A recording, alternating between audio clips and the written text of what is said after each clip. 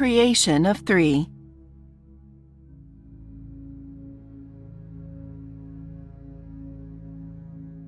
One, a new path.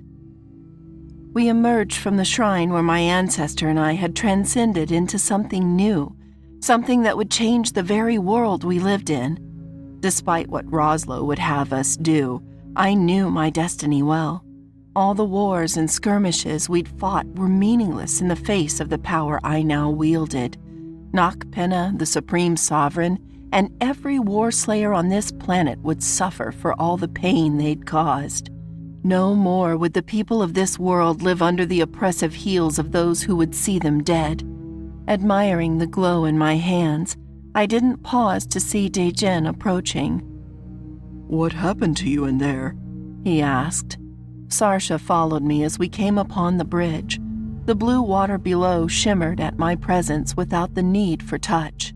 I felt in my heart the essence of the moon's glow. The sensation was indescribable. I sighed gleefully.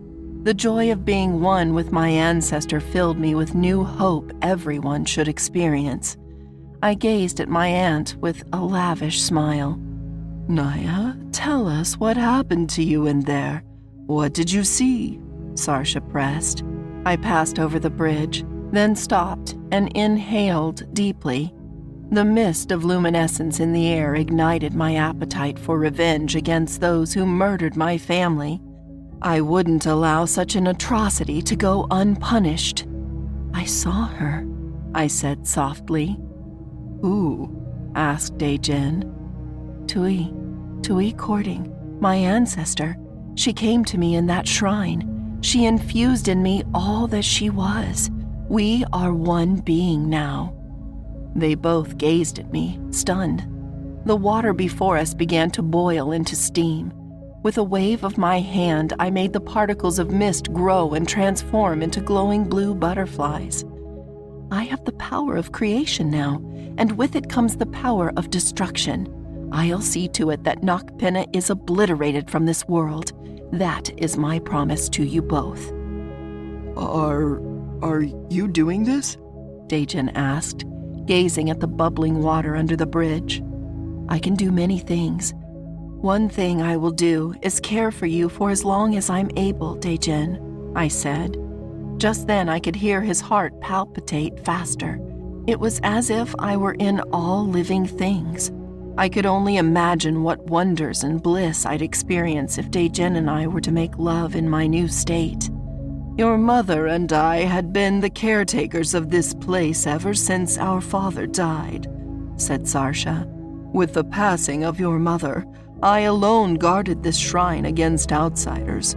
No one knows this site even exists.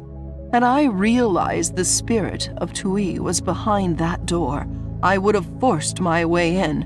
This war could have ended years ago." Tears began to glint in her eyes. The desperation in her voice weighed on me. As much as she might have wanted to open the shrine, it wasn't meant to be. I gazed at her somberly. "No weapons at your disposal would have been able to penetrate those doors, Auntie. Find peace in the knowledge that fate has deemed this so. Our ancestor wanted it this way," I said comfortingly. "But so many have died. Why would she allow such darkness to consume our world for so long?" she asked. "I don't pretend to know our ancestors' reasoning, Sarsha. All I do know is that everything we've suffered will end soon. My only question is why you didn't bring me here the night you abducted me from the Prime Temple. So much time would have been saved if I knew my purpose from the start." The butterflies I'd created flew around us like magical deities, giving off the sweet scent of roses. A few landed on Daejin's hair, enhancing his everlasting beauty. I was in awe of what I was now capable of. I only wished I'd had this power when Cephtus had threatened to harvest me. Trust me, Naya, I wanted to. We just didn't have the resources to make it back here to Mount Laiwa. Had Roslo not let you go into the Blue Forest, we most likely would have returned before those troops from the Prime Temple found us," she said. The butterflies evaporated back into mist, leaving a sugary fragrance in their wake. I wanted to be sure the smell from before was gone. By the way, Sarsha, I meant to ask you, how were you able to hide this place from your followers in Roslo for so long? The way you let us down here is easy for anyone to discover, asked Dejen. Sarsha breathed in the fresh scent of the mist and exhaled slowly. "What is that?" she asked. "Something to cleanse the lungs before we head back to the upper caves," I replied. She waved her hands in front of her face to draw the scent toward her nose. "You're amazing, Naya. I can't wait to see what you're capable of." I smiled and nodded. "To answer your question, Dejen, I told everyone that the black rocks beyond the caves leading down here emit toxic fumes. The courting family has been looking after this place for centuries, so no one questioned it," she said. "And what will you tell them now that I'm awakened? Everyone must know of this place. Bring them true hope, not false promises or unfulfilled dreams of victory that'll never come to pass. The people need to know this place exists," I said. Dejen rubbed my shoulder gently, breathing his warm, soothing breath on my neck. "She's right, Sarsha. The people need to know what's down here. Moreover, we have to save those who are starving in the outcast lands. There's more than enough space for all of them." Sarsha exhaled sharply. "We don't have the resources." "Don't worry about resources. Where this shrine dwells will now provide your food, your water, all of it," I said. Steam rose into the air from the blue water around us. I extended my arms, hovering a few feet from the ground. Dejen, shocked, backed away, as did Sarsha. Sparks of light in the form of dust fell from the walls and ceiling. The rocks and stone that made up this cave faded, transforming. "How?" stuttered Sarsha. The gravel converted to soil and outgrew vegetables, plants, and berry bushes. Tui was right. I'd gained the power to create, and now I would fashion a sanctuary where all could survive without the threat of death. In less than 5 minutes, the desolate cave that smelled of mold had been transformed into a tropical refuge, bearing fruits not even I had ever seen. In the center of this paradise stood the shrine of Tui courting, surrounded by trees and green grass. What I imagined had become a reality. I was awed just as much as my aunt and Dejen. "How did you do this?" he asked, gaze affixed to the fruits hanging from the sweet-smelling trees all around us. "I'm one with Empress Tui courting. Her power is now mine. I am her rebirth into this world. And just as I changed this cave, I will change everything my eyes see beyond it. Your resources are now plentiful, Sarsha." The glow emanating from my body dimmed to a twinkle, and my feet touched the cool grass. "This is amazing. There's enough here to feed everyone for years to come," she said. I knelt and smelled the flowers blossoming with life. The scent of honey gave me pause. "With this power, our people won't need to stay here for years," I proclaimed. "Noc Pinna will be no more. Long before that," just as Dejen said earlier, "we must bring this despotic rule to its knees by destroying the Supreme Sovereign's power. The population must know the truth about the gods of Yakulis and all their falsehoods. The death of our people stops this day." Sarsha plucked a swanberry from one of the trees and placed it on her tongue. Her eyes lit up the moment she bit into the berry. I watched as tears formed in her eyes. "I've been waiting for this day to come since I was a child. My sister, my parents, they'll finally be avenged," she cried. Dejen grabbed 2 peaches from a nearby tree. He bit into one and tossed me the other. "I'm still in shock that you were able to materialize this from nothing," he said, chewing. "It didn't come from nothing. I rearranged the particles of the stones, gravel, and dirt. With that, I was able to breathe life into them with the help of the moon's glow and the waters that flow throughout this cave. What is the moon's glow? I've been trying to decipher its meaning ever since your mother died, said Sarsha. I bit into the peach, then savored its saccharine flavor. Tui vanished before I was able to ask her about it. She told me that the power of the moon's glow was with me now. It's a shame, because I wanted to know so much more than the visions that came to me while she was bestowing this gift on me. She didn't even explain about the rule of 3 or mention if Apep would come back. A few seconds passed before I realized what I'd just said. Both of them stood there gazing at me. I wanted to keep this a secret until I made it back to the Blue Forest. The last thing anyone needed was to worry about the supernatural elements of what lay beneath this reality. Did you just say Apep? Apep as in the god of destruction? Asked Sarsha, brow raised. What do you mean by come back? Has that beast come here before? Asked Dejen. What is this rule of 3 you mentioned? Is it the same power as the moon's glow? And what of that mythical monster Apep? Are you telling us that he's real? Asked Sarsha. I took another bite of the peach and walked back the way we'd come in, turning away from them. I'll explain everything when I return from the Blue Forest, I said. Sarsha headed me off and stood in front of me, blocking my path. What aren't you telling us, Naya? She asked abrasively. Dejen approached from behind, his cool breath on my neck. No secrets, remember? Having finished my fruit, I threw the peach pit to the ground and sighed. It isn't my intention to keep secrets from you, Dejen. I just want to confirm all that I've seen is real. I'm coming to understand this power endowed upon me goes beyond this world. This is why I have to meet with Eve in the Blue Forest, to be sure.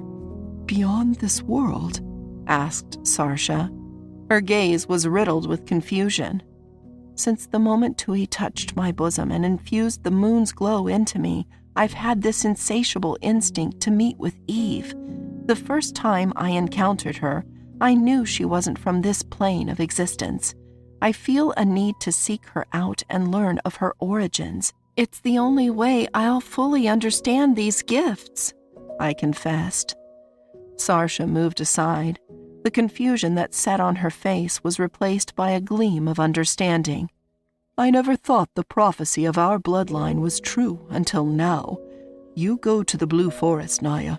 Dejen and I will take a collection of soldiers with us to the outcast lands and rescue as many people as we can.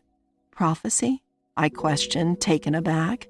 Yes, it has been said that once the genetic reemergence of Empress Tui enters the shrine, she'll be given gifts that compel her to confront the goddess of the Blue Forest.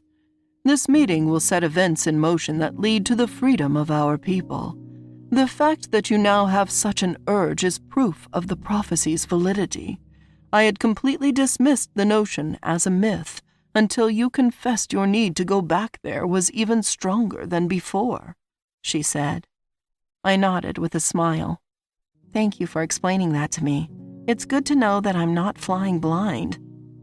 Dejen stepped in front of me, a concerned look on his face. I won't allow you to go into that forest alone. We made a promise, he said. She has to do this alone. If you care about the people starving in the outcast lands, you will help me bring them here. There's more than enough food and water to go around now. They need to eat, said Sarsha. Dejen gazed into my eyes. I don't want to be away from you, Naya.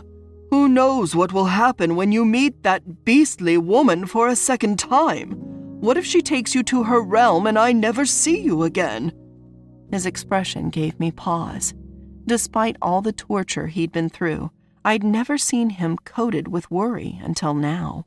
The thought of losing me did indeed weigh on him. It lifted my heart to know he felt this way. Sarsha moved a few locks of Daejin's hair to the side and placed her hand on his shoulder. I felt what you now feel. Everyone I ever loved was ripped from me, but this is bigger than us. It's bigger than the affection you feel for my niece. Lives will be lost if we don't act quickly to get those people out of the outcast lands as soon as possible. You're a guardian, so I'm sure you understand my meaning. Daejin lowered his gaze. I stood there in front of him, unable to make eye contact as he shied away. I'll be fine, I said. You needn't worry about me. I'm more powerful than I've ever been. I promise to return to your side when all this is over. Our missions will only temporarily see us part ways. You go and save those people your father died trying to protect. I'll seek Eve in the Blue Forest. We'll meet up after. He took my hands in his and looked me in the eyes. All right, I trust in you. You'd better make it back to me. After placing his hand on the nape of my neck, he pulled me close and kissed the center of my forehead. My skin blushed at the touch of his warm lips. I've fallen in love with you, Naya. I just want you to know that, he said in a whisper. Blood flushed throughout my skin, turning my body red like a love-struck schoolgirl. He'd said it, and I was woefully unprepared. As much as I wanted to harden myself for what was to come, my wits fell at the thought of him saying his affections aloud. Now more than ever, I had something to fight for. He'd given me purpose where none before stood. I'd keep my promise to him no matter what knowledge Eve had to offer. He stared at me, waiting for a reply that I didn't quite know how to formulate. Memories of Tui's past life and emotions suddenly flooded my mind like a geomagnetic storm. Flashbacks and fragments of the relationship she'd made through her years filled my heart.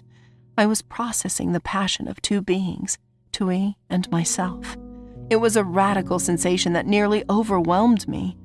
Was I to feel the presence of my ancestor from this day forward? Not only existing as two, but feeling for two as well? I gazed at Daejin as he continued to stare at me with a loving, peaceful smile. Wrapping my arms around his shoulders, I kissed him furiously, shoving my tongue into his mouth. My skin illuminated blue as my tongue caressed his with purpose. I loved the touch of it, the smell of his skin. Daejin pulled away for a moment to speak. I want you to be safe out there, do you understand? I breathed deeply to calm myself. My emotions had become erratic, and I couldn't allow them to consume me. Learning to control this new power wouldn't be as difficult as learning to control my passion. Perhaps the two went hand in hand. I'm sorry to interrupt, but we have to get going. I'll explain our plans to Roslo. Whether he accepts them or not doesn't matter anymore. I should have taken control of the courting resistance the day your mother was captured. No more hiding in the shadows. It's time for us to play our hand, said Sarsha. I released Daejin and turned to my aunt. I'll be the one to tell him. You and Daejin go and collect some volunteers to help gather the people from the outcast lands. Roslo and I will have words before I make my voyage to the Blue Forest. Sarsha gazed at me with a concern I'd never seen in her eyes. Are you sure? She asked hesitantly. Yes, I've discovered something in the memories of the past that maybe he can help to answer. She nodded, turning to Daejin. Be safe, Naya, Daejin said. We do what we must for a brighter future. I expect to see you return to my arms unharmed. And just so you don't forget why we're doing this, here, take a piece of me. He reached into his pocket and removed a small razor. In a sawing motion, he cut a length from one of his long locks of hair. Something to remember me by just in case that demon tries to tempt you. He gently placed the lock of hair in my palm. I looked down at his hair and then at him. The words to describe how I felt escaped me. My emotions increased tenfold within me, and I found it challenging to keep them under control. Daejin, I I love... Shh. He pressed his index finger against my lips. Tell me when we see each other again. Let us toughen ourselves for the battles to come. He kissed me between the eyes, then gazed at Sarsha. Let's get to the outcast lands. As you said, those people need to eat. Sarsha smiled at the both of us. Of course. Naya, please be careful out there. Nocturnus probably has every war slayer in the region looking for you. You do the same. I have no doubt Cephtus is searching these lands as we speak. Don't take any unnecessary risks in getting those people here. Stay in the shadows. I'll watch over you the best I can. In the meantime, I'll inform the others that it's safe to come down here. I'm sure they all could do well with full bellies. I placed Daejen's gift in my pocket. Don't confront your brother unless you have to, I said to him. He gazed at me surprised. What do you mean by that? I can tell by the look on your face. Now's not the time for vengeance. Cephtus will answer for what he's done soon enough. For now, please, just avoid him. His expression grew cynical. If I see him out there, you will do nothing, said Sarsha. We don't have the weapons or the fighting force to take on a warslayer and his legions. We need to stick to the plan and put aside all personal vendettas, at least until we're ready. I caressed Daejen's arm as he gazed at me and sighed. All right, I'll bide my time and wait for the moment to strike. I hugged his waist as we traveled to the upper floors of the caves. It would lift my heart to see these people given a glimmer of real hope for once. 2. The Deceiver. Where is everyone going? Asked Roslo. The masses ferried themselves down the cave toward the shrine in excitement. I'd opened the gates and assured them that no harm lay beyond the black stones. The fresh scent of fruit lured them down. A little piece of happiness was what I offered them in these dark times. Hey, what's going on? Shouted Roslo. The crowd of people all running down the lower caves gave Daejen and my aunt a much-needed distraction. With all the commotion, we'd be able to gather people who disagreed with the general's plan of sending a runner to Cantoon. Saving those poor souls in the outcast lands had to be our first priority. Flashbacks of a past unknown filled my head as betrayal and deceit on a massive scale fueled my rage. I could see it. I could see it all. This house of cards would tumble by my hand. I would cleanse the lies this courting resistance had fallen to. The moon's glow gave me the ability to see amid the world without the confines of time. I was a traveler in the memories of my bloodline. There he stood, giving the enemy information that would lead to my father's demise. At first, the visions were blurred, but then I saw them clearly. Nocturnus had compromised the courting resistance. I'd controlled the power to see through space and time. Hey! Roslo grabbed my arm and pulled me close. What the hell is going on? Where's everyone going? He said in a rough, threatening voice. I yanked my arm away and raised up to him face to face. You betrayed my parents! You are the Deceiver! I shouted. The truth would come out. I would see to it by force if necessary. As everyone emptied from the main cave, Roslo and I stood alone. What are you talking about? He refused to make eye contact. Roslo had orchestrated the death of my father, as well as the capture of my mother. He was of Nocturnus. There's no one here but us, General Roslo. Tell me what you really are, I hissed. A sly grin formed on his face. I have no idea what you're talking about. Where's Sarsha? He questioned, brushing me aside. Sarsha and Daejen have gone to the outcast lands to bring back survivors. She disobeyed me? He bellowed, seemingly surprised. With a wave of my hand, I sealed off the entrance leading down to the shrine. I didn't want anyone to hear what was to come. You knew who Daejen was when you beat him, didn't you? Tell me the truth. I exclaimed. Roslo backed away upon seeing my blue aura intensify. What the hell is this? You can drop the charade, traitor. I know who you are. I know what you've done. An orb of light formed in my hand, giving a view of all the past coercions and schemes he propagated in the name of this continuous war. You sent me out to the Blue Forest for the sole purpose of me being recaptured, the same way you told the High Priestess and her husband, Warslayer Yafu, that my mother would come to save my father. Didn't you? I've seen the visions. Admit it! Roslo's eyes widened in shock. Come clean, you fucking bastard! A devilish smirk soon replaced the baffled look on his face. That was when I knew he'd been the cause.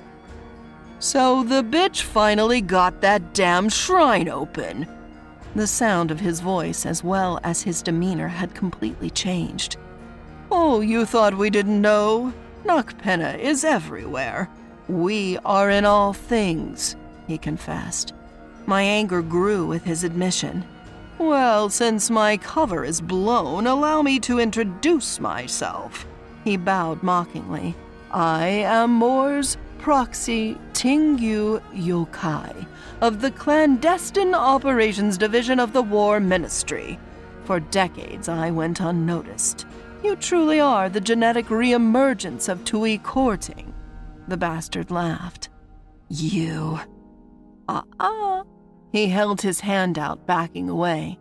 What you see here is what society craves. It's what our society needs. And what's that?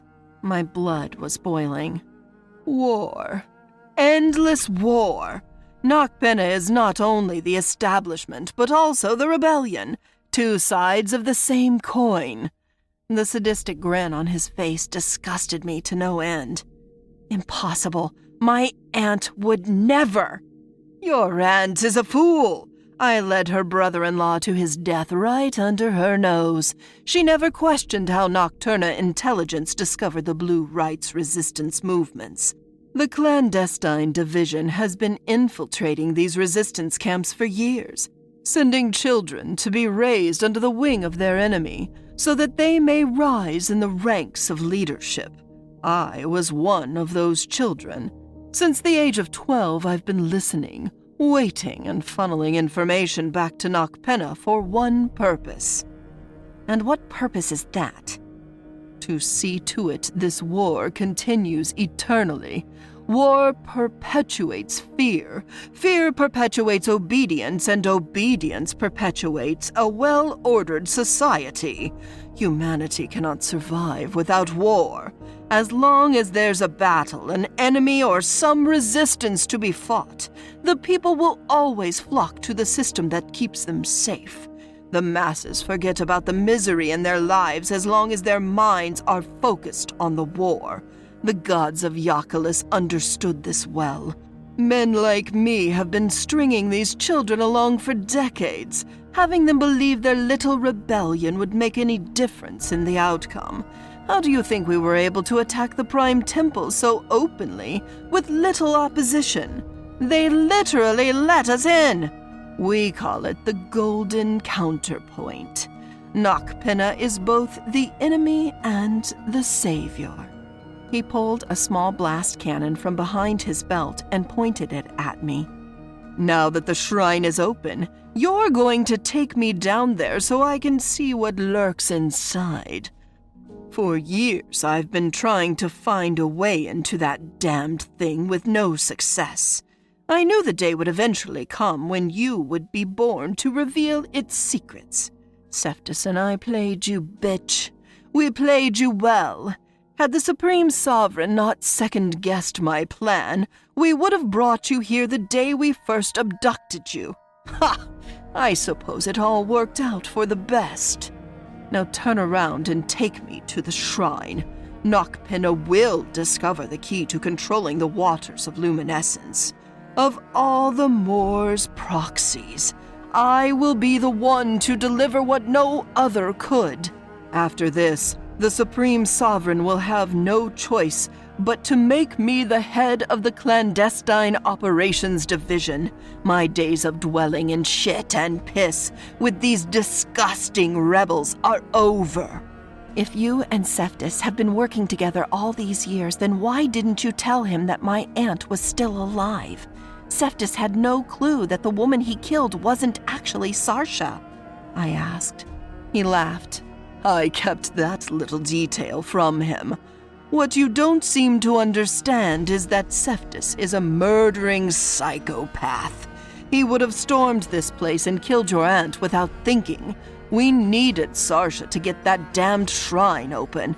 If Cephas believed her to be dead, then I alone would take the laurels when all was said and done. Besides, he's a war slayer. War slayers don't need to be privy to all the information within clandestine operations. Only the people who needed to know she was alive were aware. I suppose that bitch Gabriella giving up her life for Sarsha's worked out in my favor after all. I gazed at him with fury as he pointed his weapon in my face. The urge to beat him within an inch of his life was strong inside me. How many rebel camps have you compromised, you filth? He smirked. We are the only rebel camp left. The Blue Rights, the Skies, all of them have been annihilated. My runner's mission is to establish a new resistance movement in the East and start the entire process all over again. That's what we do. We destroy rebels only to create a generation of new ones.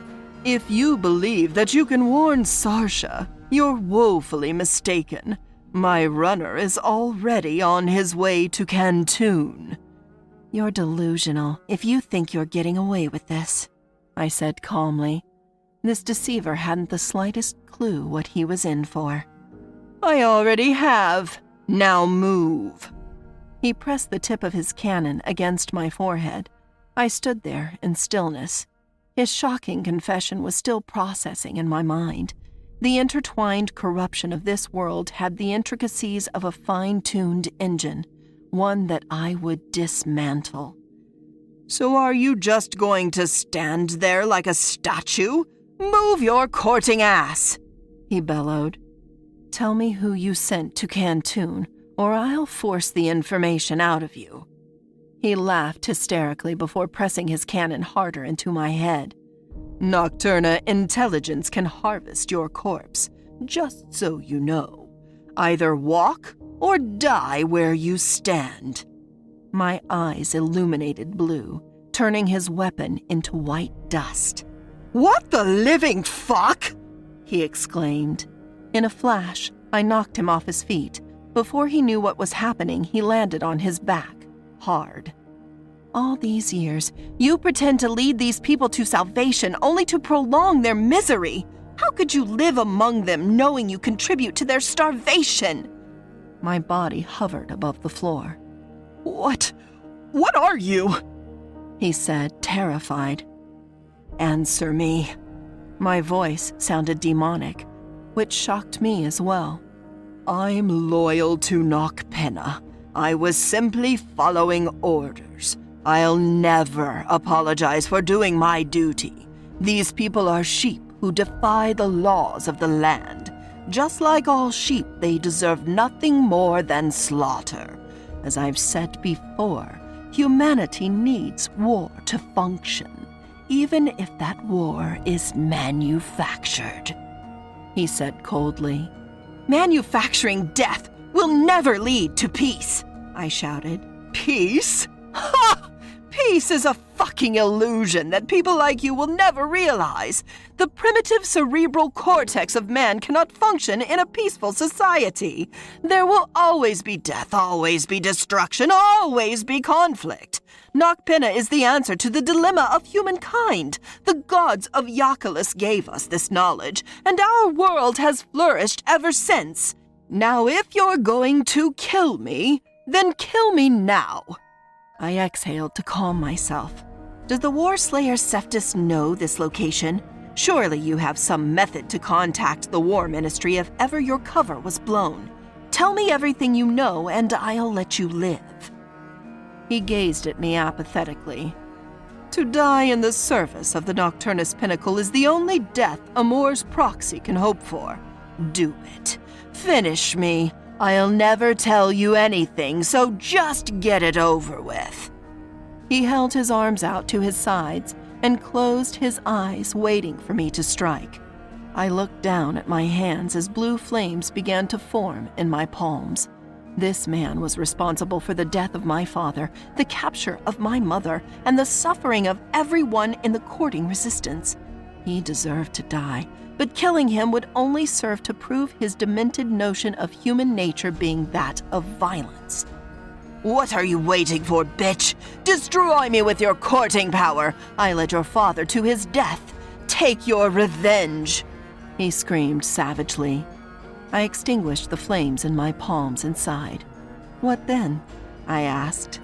"What do you mean, what then?" He opened his eyes. "What would I gain by killing you?" "You'll gain revenge for your parents, and I know you still harbor hate toward me for beating your little guardian. Just do it, you coward!" I shook my head, descending to the floor. The aura that engulfed my body dissipated. Revenge is a vice reserved for those with cold hearts. My heart is full of life, full of love and creation. I won't fall prey to your taunts. The true nature of humanity is love and compassion. You and those like you live with a veil of hate consuming everything you know. Humankind will always have its flaws, but the holistic, altruistic nature that dwells in all of us will always prevail. We are so much more than what the false gods of Yakulis proclaimed us to be. "Lies!" he bellowed, launching at me. I stepped out of the way and watched him tumble to the floor, face first. "You've been conditioned to believe that perpetual conflict is the only way to live." "It is the only way to live, you cunt!" He got back up and swung at me with his fist. With my hands behind my back, I dodged each one of his attacks effortlessly. As he moved forward to tackle me, I sidestepped out of his path and tripped him, sending him stumbling to the floor once again. Your death will serve no one. When I entered that shrine and saw my ancestor, I knew then that the only way to save this world is through peace and benevolence. There will be no more death, no more war. Then you will die. Violence is the only way our society can thrive. There must be a counterbalance. There must be conflict, eternal conflict. He launched at me for the last time, and I held my hand in front of me, a bluish-white orb forming in the center of my palm. Balance isn't in ongoing conflict, but in empathy to offset the darkness in the hearts of men like you. I shot the orb directly into his chest, and it penetrated deep into his heart. He fell to his knees, arms crossed over his bosom. I will take from you what you seem to covet most, your hate. His body began to glow as he screamed in pain. No! You can't! Nocpenna is eternal! The gods of Yakulis will protect me! The more you fight, the more it will hurt. Allow compassion to fill your soul. Shed the hatred in your heart. See the true nature of humanity, I said soothingly. He flopped on the floor, quivering furiously. The gods!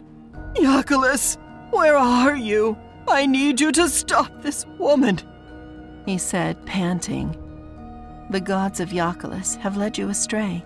They were never gods, only powerful men looking to seize more power. They betrayed Empress Tui courting millennia ago. I will set right that which has collapsed. The people of this world can finally know peace, I whispered. The ground around his body trembled subtly. Years of brainwashing inflicted on this man was being washed away. One thing that obtaining the power of the moon's glow had taught me was this: death wasn't the answer. I knew that now. I would appeal to the better will of my nature and see to it the supreme sovereign was disposed of, but with his life intact. The movement halted as the glow surrounding Roslow's body shimmered away. He lay there on the floor with his limbs sprawled out, taking slow, deep breaths. He gazed at me with tears trickling from his eyes. What have I done? What have I done? He said. Hovering over him, I squatted and wiped a single tear from his right eye. Now do you understand? Now do you see? I asked. He sat up, gazed at his quivering hands, and burst into an emotional breakdown of sorrow, tears flowing down his cheeks. What have you done to me? I gave you the gift of empathy. You, like many others, were given a chemical suppressant that blocked the frontal lobes of your brain from feeling compassion, while enhancing the various aggressive impulses we all have. I saw the visions in my mind when Tui came to me. With your revelations, I now know the inner workings of Nocturnus. The more time passes, the better I come to understand what drives their control over this world. I see now that you are all victims of the Supreme Sovereign. Nocturnus has engineered you from childhood, an entire security force of slaves prone to violence, I told him. After wiping his tears, Roslow grabbed his gut and rolled over on the floor in pain. I've killed so many people, led innocent women and children to their deaths. I'm a monster! He wept, clutching his stomach more intensely. You are what they wanted you to be. The pain you feel now is the physical manifestation of the guilt and remorse you're experiencing from all the crimes against humanity you've committed. It will pass, but not for a while. He gazed at me, face red in agony. The old me never would have suspected that you were part of an interlinked system of manufactured conflict. What was the point of destroying all the other resistance movements if your goal was continuous war? Roslow gritted his teeth, sweat dripping from his body. The war slayer Cephas, Dejen's brother. His overzealous need for blood and death almost destabilized the entire system. He was to be reined in by the Supreme Sovereign after your capture, but we needed him to... We needed his cooperation in allowing us to attack the Prime Temple. I knew once you were here, Sarsha would take you to the shrine. The moment I had confirmation that you could reveal the secrets held by Tui courting for over 2,000 years, I was to contact Nocturnus Intelligence, he said through the pain. So does Nocturnus Intelligence or Cephas know of this location? Are they on their way? I asked. Yes, they've always known where we are. It's their business to know the location of each resistance camp. But they aren't on their way here. I haven't given the signal. What about the runner you sent? Where is he now? He's gone. Nocturnus won't interfere with his path to Kantun. He's only a boy, the age of 14. He has the same mission I had when I was sent here when your grandfather controlled the courting resistance. The pain of what I did to him is unbearable. I can't live with the knowledge of all the souls I've sent to the afterlife, he confessed. What do you mean by that? Did you do something to my grandfather too? Roslow clenched his teeth, head swaying back and forth. I poisoned him. I put black glaver leaves in his tea. For the gods, telling you this makes the pain more intense. How do I stop this? He wailed. You can't escape the past. This pain will remain for as long as it must, until the guilt on your conscience is cleansed. And even then, you'll still have to learn to live with what you've done. Back to the discussion at hand. So you poisoned my grandfather? To what end? It was a way to rise in the ranks. I blamed the poisoning on an innocent boy that I accused of working with Nocturnus. I killed him before he was able to plead his case. As a result, your mother made me commander of our forces. Well, what was left of them after the battle at Mount Cancusa. For years we tried to penetrate the iron cloak of the courting resistance, but they could always sniff out our operatives. I was the only one who made it in. But now, more than ever, I regret everything I've done, even my own birth. I looked down on him with a heavy heart. Despite all the atrocities he'd committed over the years, he too was a victim of this despotic religious rule. Everything they'd done was in the name of Yakulis. The spiritual perversion of these people had to be stopped. How do you get into contact with Nocturna intelligence? I asked. An implant behind my right ear. I can only contact them in cases of necessity or emergency. Wait, are they listening in on us right now? He lay there dumbfounded. No, it's only a signal. I can't speak to them directly. I breathed a sigh of relief. The last thing I wanted was for them to discover what had occurred here. Dae-Jin and Sarsha would be safe as long as Nocturna was still in the dark regarding their mission and whereabouts. I would face the Supreme Sovereign and High Priestess Maunia when the time was right. For now, my concern was with the people here and those in the outcast lands. Although it seemed as if Mount Laiwa had been compromised thanks to Roslo and his deceit, I, however, would provide a remedy for that presently. Tell me, Roslo, has our communication actually been cut off, or was that just subterfuge to get your runner to Canton? Breathing deeply, Roslo gathered his bearings and pulled himself up to his knees, still holding his stomach. Yes, our communications have been cut, but I was the one who cut them. I can't undo what I've done, nor can I undo the horror I've inflicted on so many innocents. What I can do is try to make amends. Please allow me to help in any way I can, he begged. I stared at him for but a moment. Now that his mind had been set right, I could see the desperation in his eyes. While I understood his actions under the influence of the mind-tampering and brainwashing imposed on him since birth, I couldn't welcome him into our resistance without letting my aunt know. She would be the judge, not me. I set my sights on a higher cause, that being the destruction of Nocturna for good.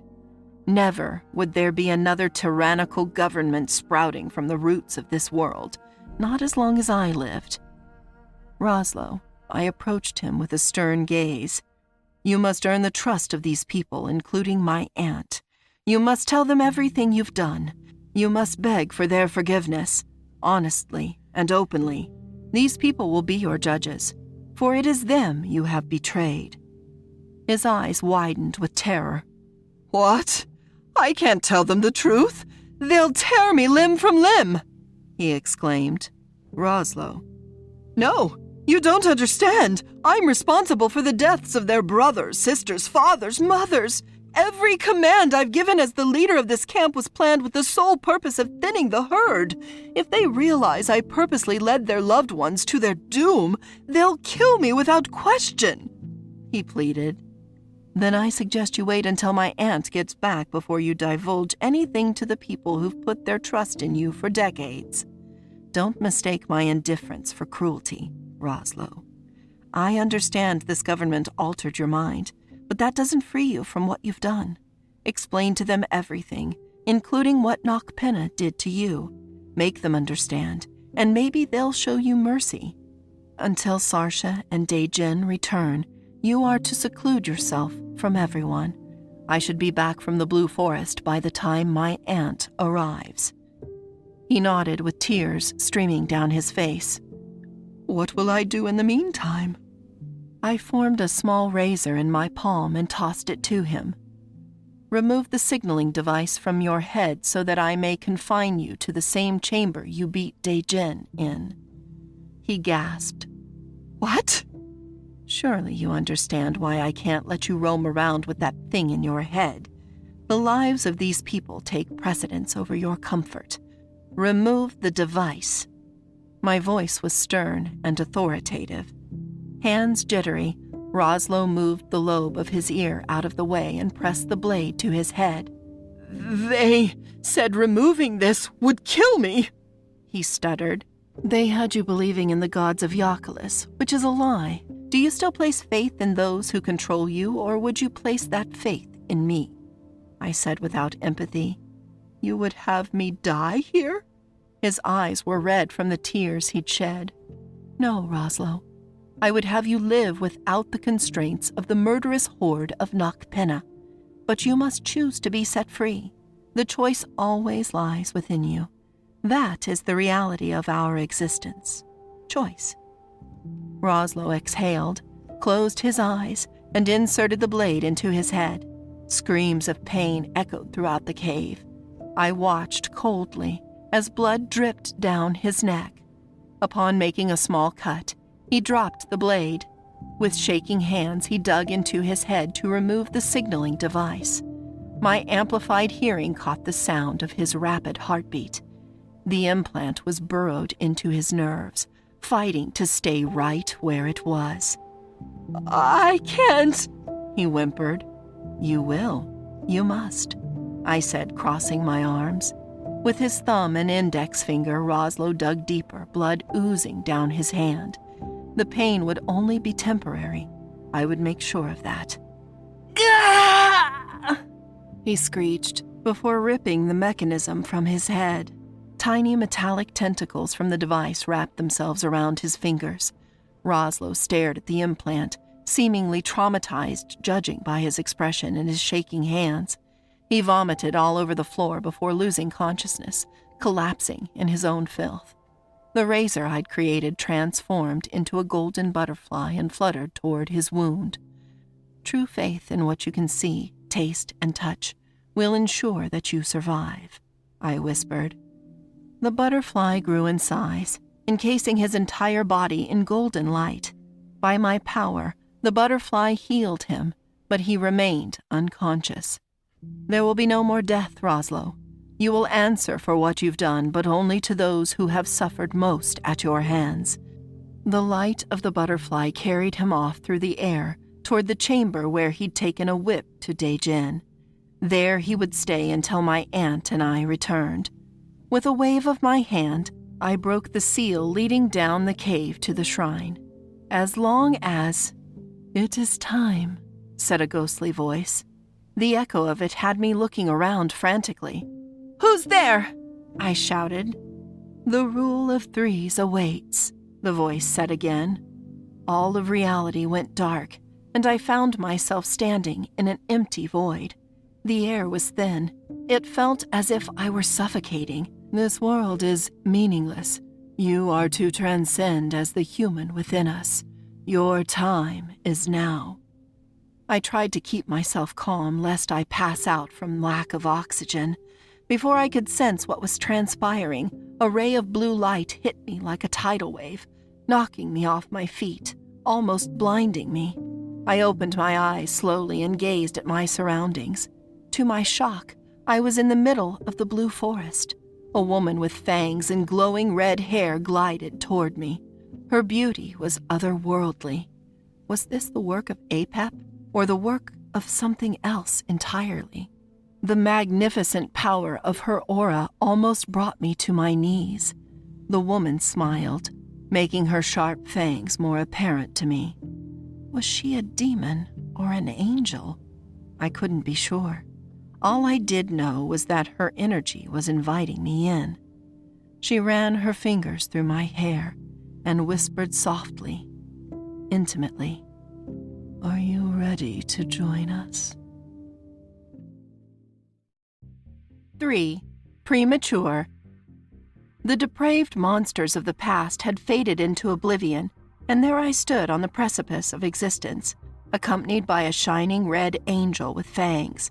There was no Eve, there was no Embla, only the guiding glory of the light that ferried me away into the void of my universe. This wasn't the Blue Forest. I'd been brought to another place, somewhere unknown to my senses. It seemed as if I were nowhere and everywhere simultaneously, a contradiction in itself if there ever was one.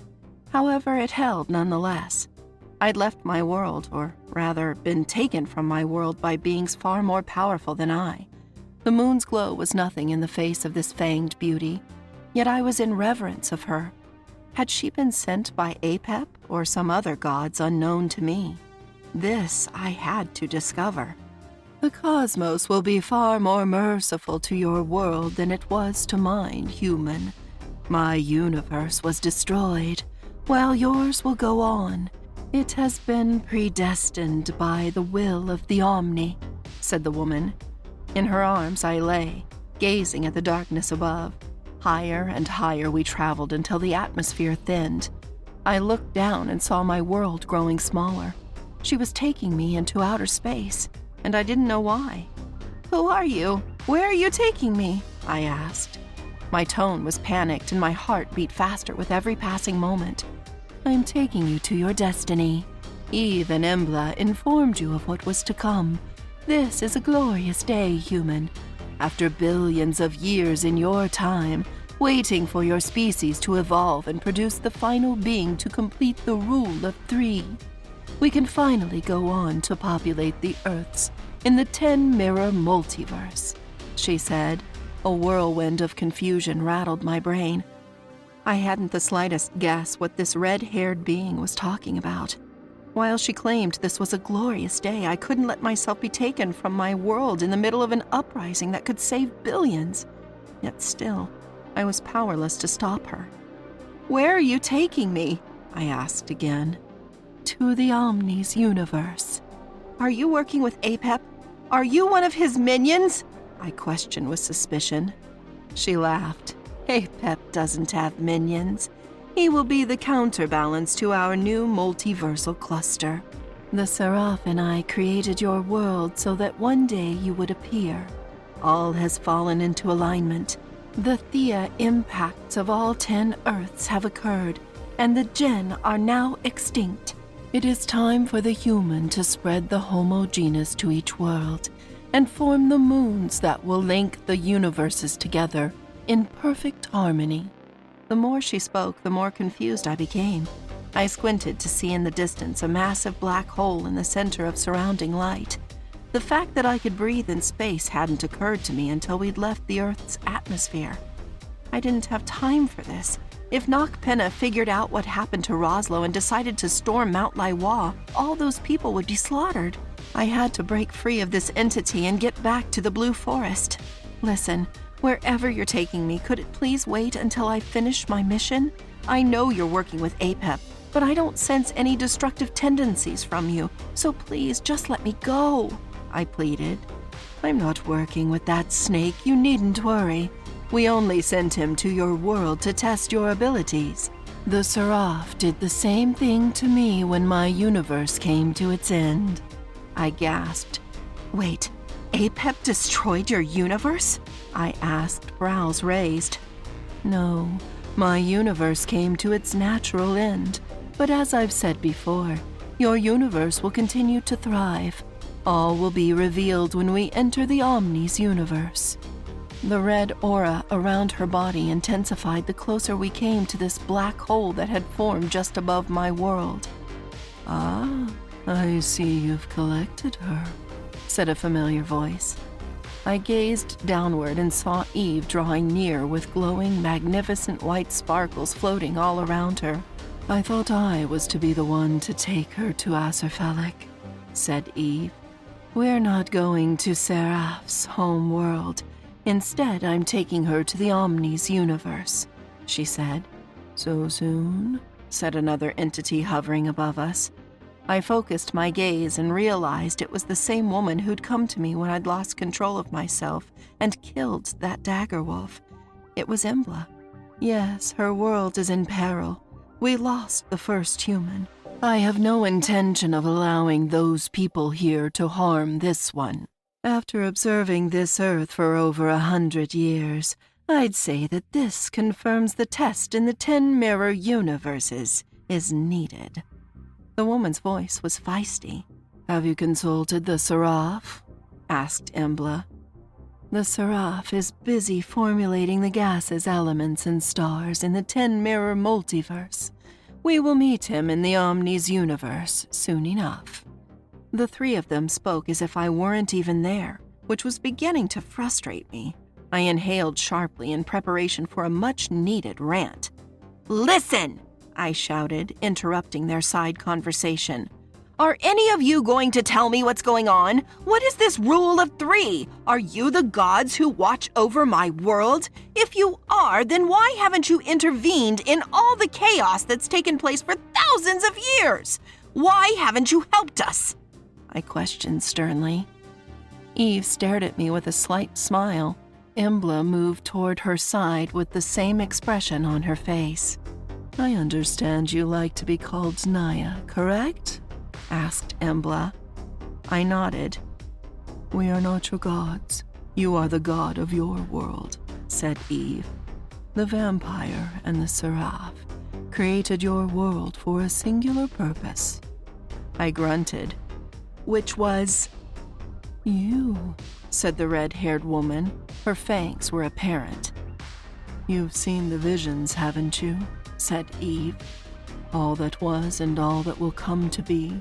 The one before you was wise enough to store her power so that her reincarnation would share knowledge of her past. I suppose your reemergence was a prudent measure after all. The humans of her time were far too primitive to do without her order." "Are you talking about my ancestor Tui courting?" "Yes, you and she are the same being. Once you realize this, once you accept your destiny, you will become equal to the Seraph and me, and we will truly be the rule of three. The Seraph, the Vampyre, and the human," said the Fanged One. "You created my world. Then surely you are its gods," I said.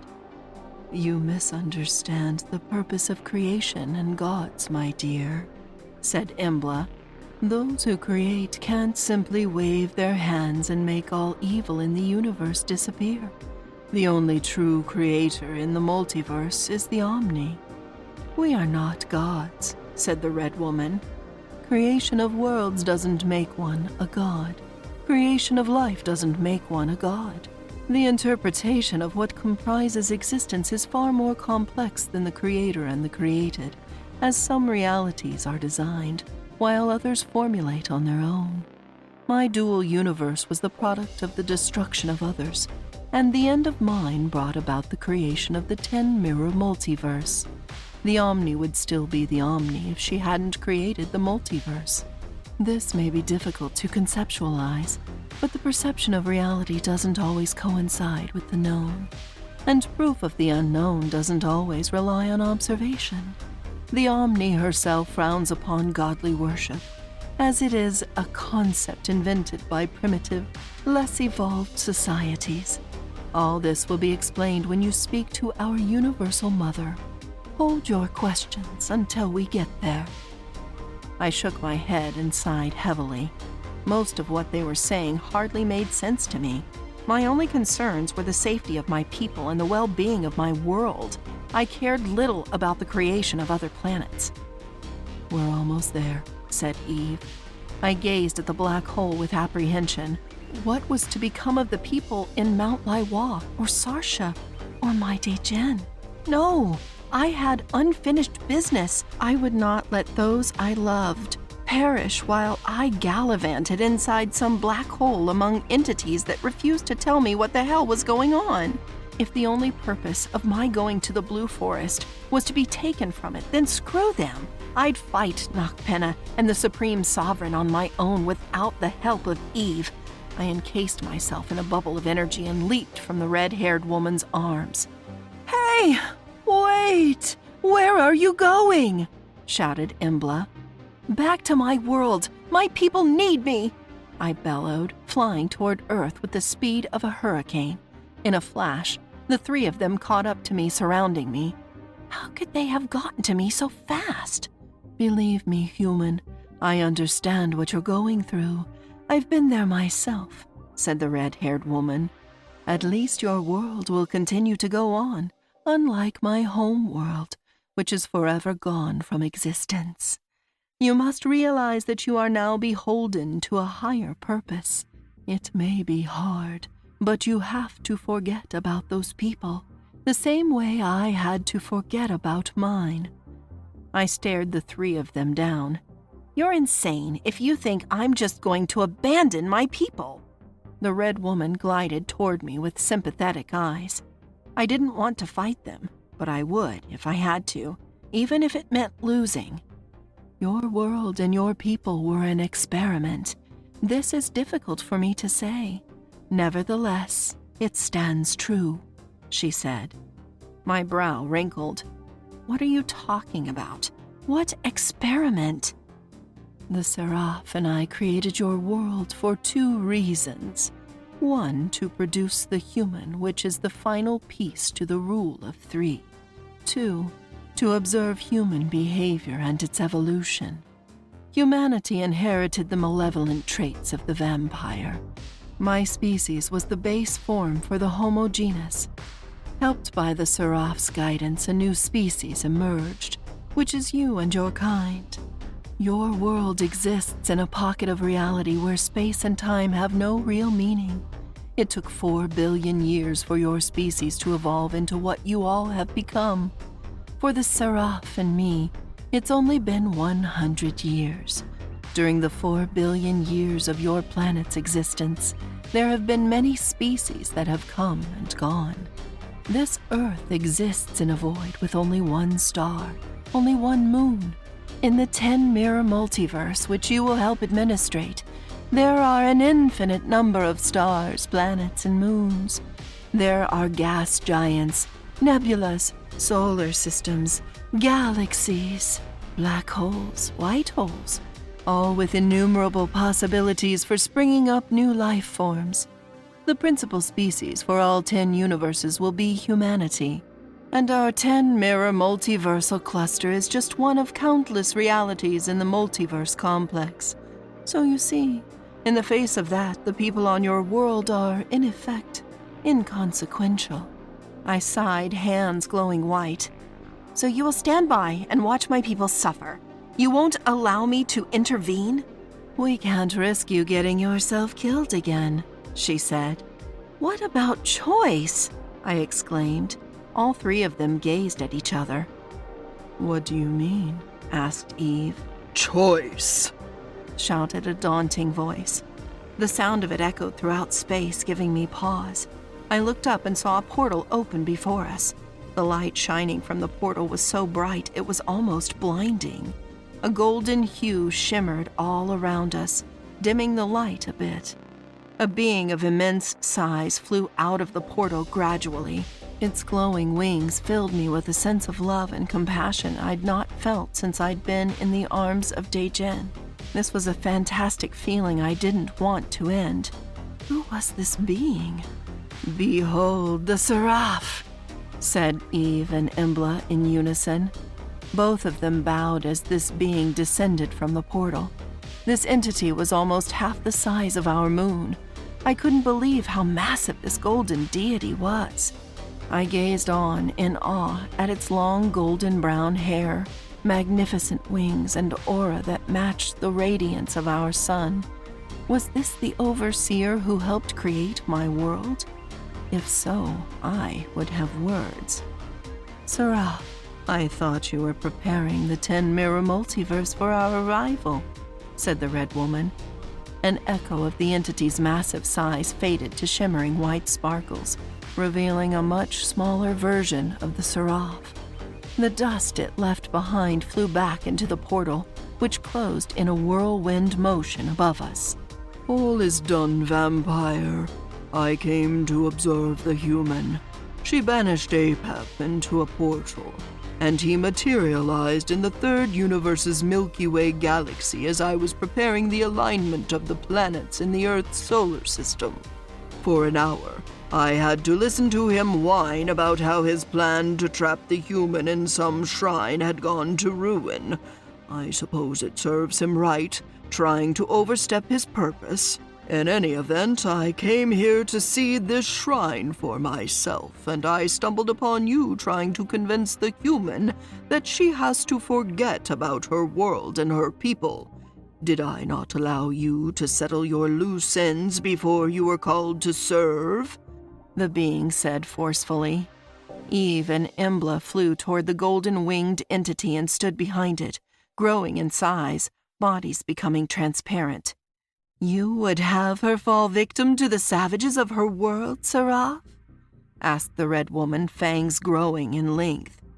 "As with all things in the multiverse, she must be given that choice.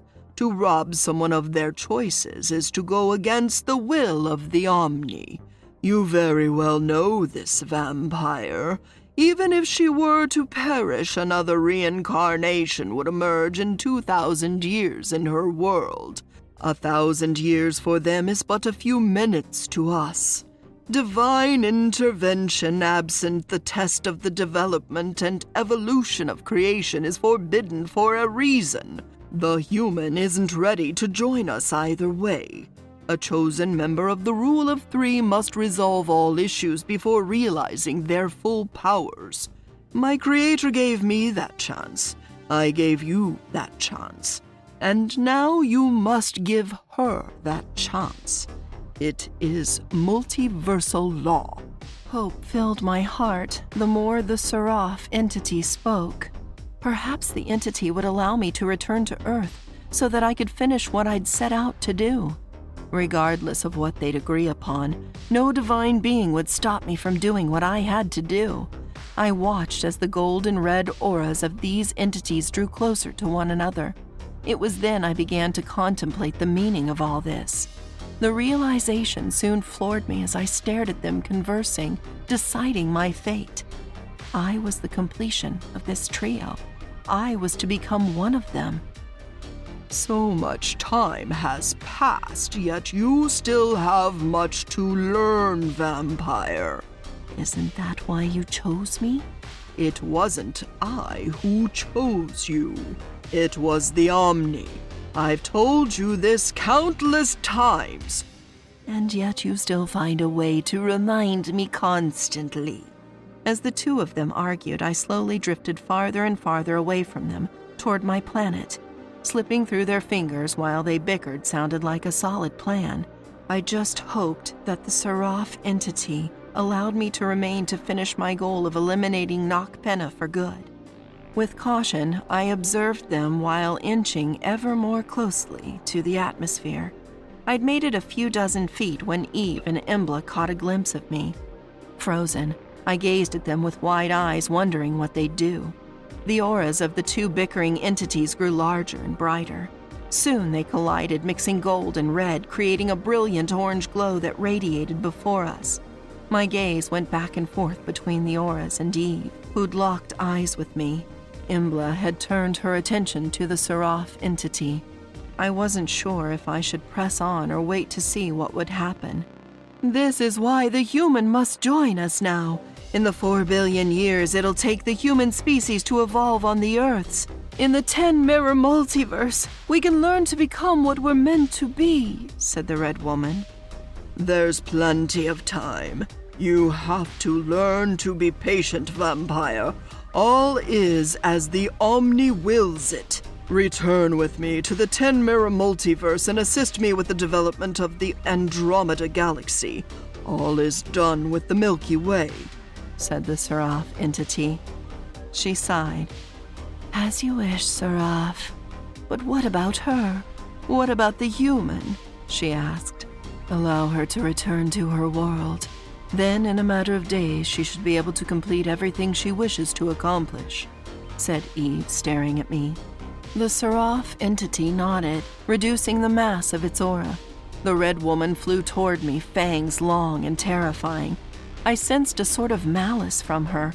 If she had a hand in creating my world, I could see why such evil dwelled in the hearts of those who betrayed my ancestor. We gazed at each other for a moment, and then she smiled at me. "I'm sorry for trying to take you from your world prematurely. It's been 100 years since the destruction of my universe. and I'm anxious to see the development of the human species within the 10-mirror multiverse. Your kind is all that's left of my people. The test will bring forth the beginning of the vampire, and I'll be able to see the rise of my people again, if only for a short while," she said. Is that what you are? A vampire?" I asked hesitantly. "Yes, to become something more, I had to abandon all that I held dear, just as you will."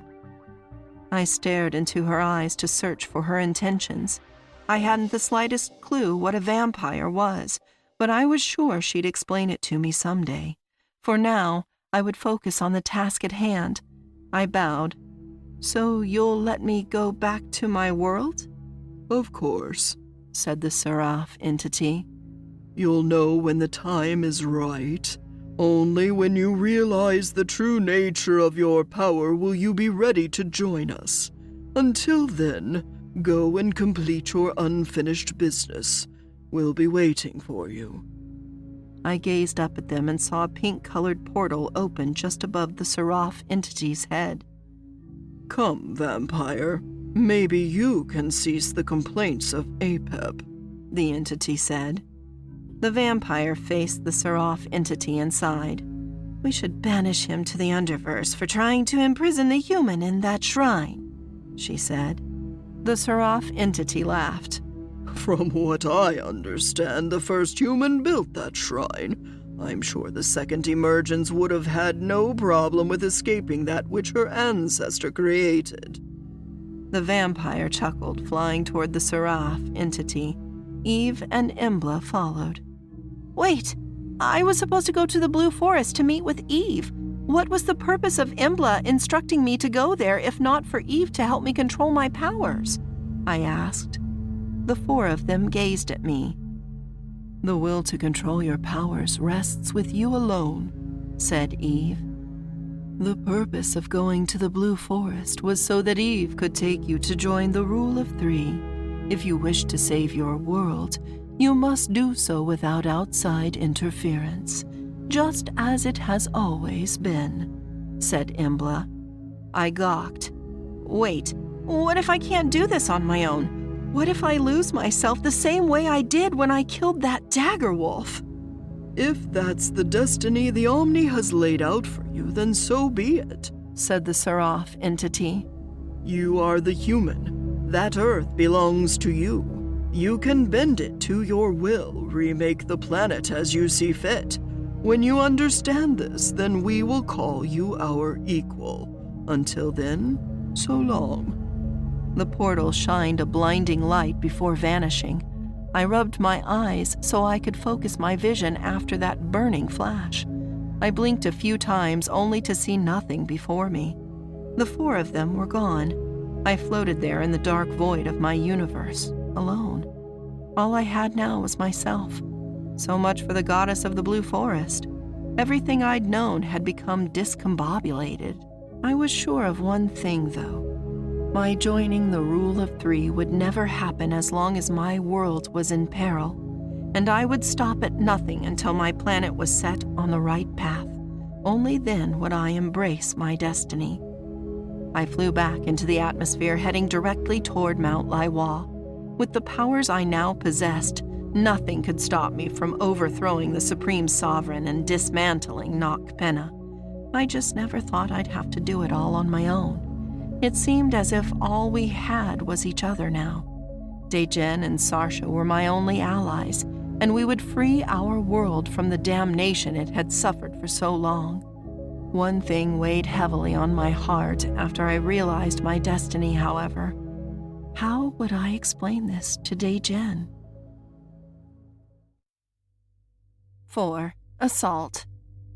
The Blue Forest had transformed into something else entirely. No longer were there mystic shining lights, fairies, or other magical beings that pranced around, laying claim to their small pockets of territory. It was as if they'd never existed. With the absence of Eve, they too had gone. This forest had become just like any other. The mysticism was gone, as was she. I gazed at the view of Mount Laiwa, contemplating what those entities told me. There was one thing I couldn't get out of my head. The fact that my world was just an experiment floored me. All so one being could emerge and complete their multiversal trinity. I refused to accept that the existence of my world was now meaningless. As long as I lived, no life would be meaningless. I would see to it that life on this planet continued in peace. That was my vow. I flew high into the air, a blue aura covering my body. The more I climbed, the better I could view the surrounding terrain expanding across the beautiful, endless landscape. That was when I saw the oncoming legions marching directly toward Mount Laiwa. Damn it! I'd known this would happen. Either Roslo was still true in his loyalty to Nocpenna, or Nocturna intelligence had somehow found out he'd been compromised. There had to be 10,000 genocidists. At the head was none other than the war slayer Cephtus, in his black steel armor. If what Roslo told me about the golden counterpoint was true, then Cephtus was going against the orders of the Supreme Sovereign. Dejen's brother was out for blood. With a force that size, he must plan on annihilating us. What was his endgame? I'd find out soon enough. Right now, I had to focus on protecting all the innocent people in this mountain. To think, if those entities had taken me into that portal, everything would have been lost, and those who suffered at the hands of Nocpenna would have been slaughtered. That would not happen, ever. I raised my hands outward toward Mount Laiwa and focused my energy. This should have been done the moment I found out about Roslo's deceit. A massive transparent sphere of energy formed before me, engulfing much of the sunlit sky. The marching legions halted upon seeing the electric bolts from the orb striking the ground like lightning. The sphere grew in mass until it was all that could be seen, consuming the clouds and blocking the sun. Then, with a little thrust, I blasted the sphere toward the mountain. I watched as the legions scattered in the opposite direction, save Cephtus, who stood there in awe. The sphere encapsulated the mountain, creating a force field around the topography miles outward. My people would be safe. No human being on Earth could tumble this barrier. I focused my senses, pushing the force field deep into the ground until it dug just as deep as the top was high. There would be no burrowing their way inside. All would be secure. After the legions realized the sphere stopped short of colliding with them, they halted and gazed at the side of the force field. Electric volts struck the ground around the mountain, keeping them at a distance. Even though I was high in the sky, far away from them, I could still hear the legions chatter. Fear had overtaken them. Most wanted to flee. It would have been good if they had. I didn't want to be responsible for unnecessary deaths. "Stand your ground or die by my hand!" screamed Cephtus. The genocidists and their commander scurried into formation. I watched from on high as they prepared to begin their assault. "It doesn't matter what this thing is or where it came from. We will tear it down and slaughter every living soul in this damned mountain!" shouted Cephtus. The genocidists raised cannons. "Destroy it! Destroy it all!" The discharges from their weapons caused shockwaves to ripple across the forest. The shield deflected their munitions, fireballs, and energy blasts before the shots could make an impact.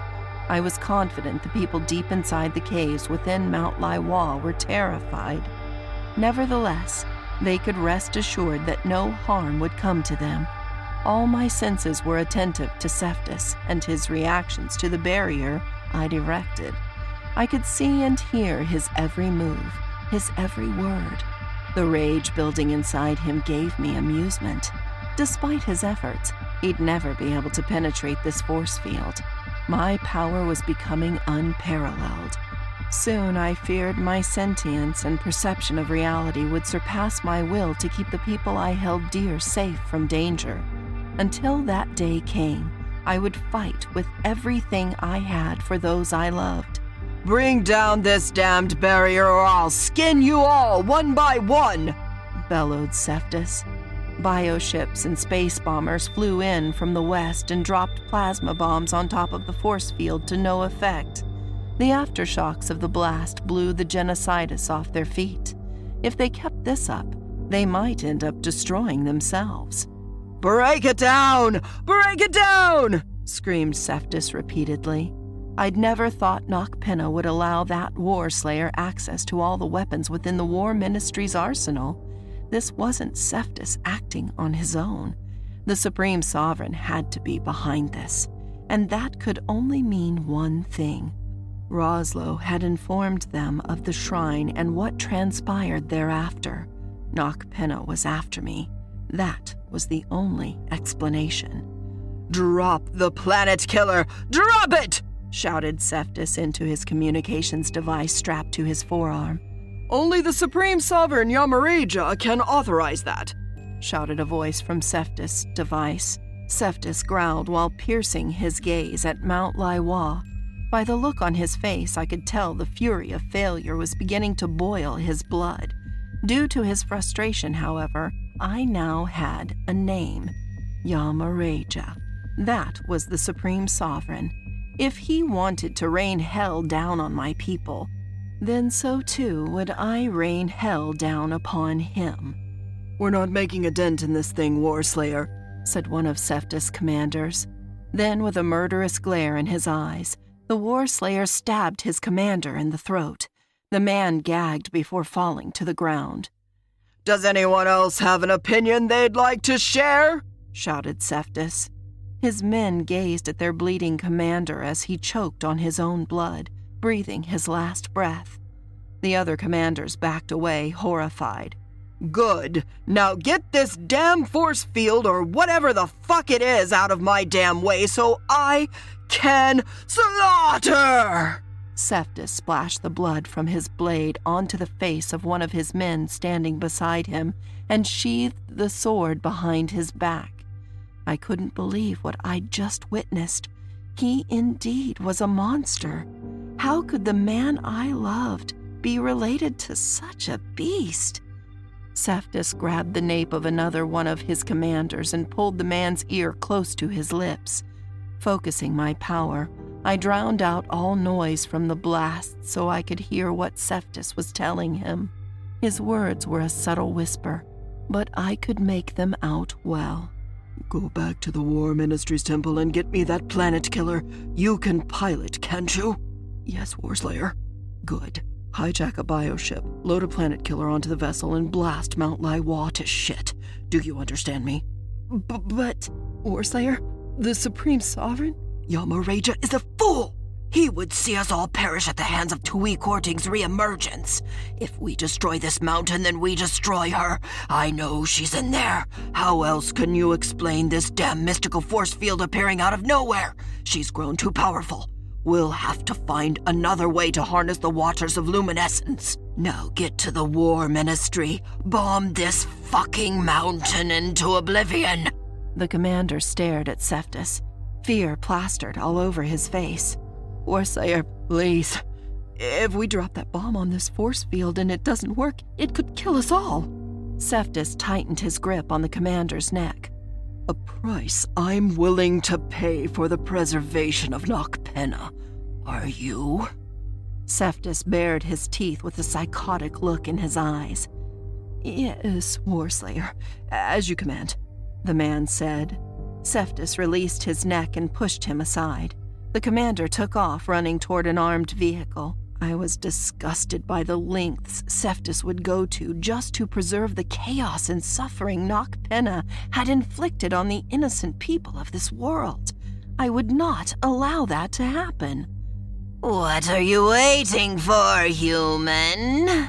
Just annihilate them, hissed a demonic voice.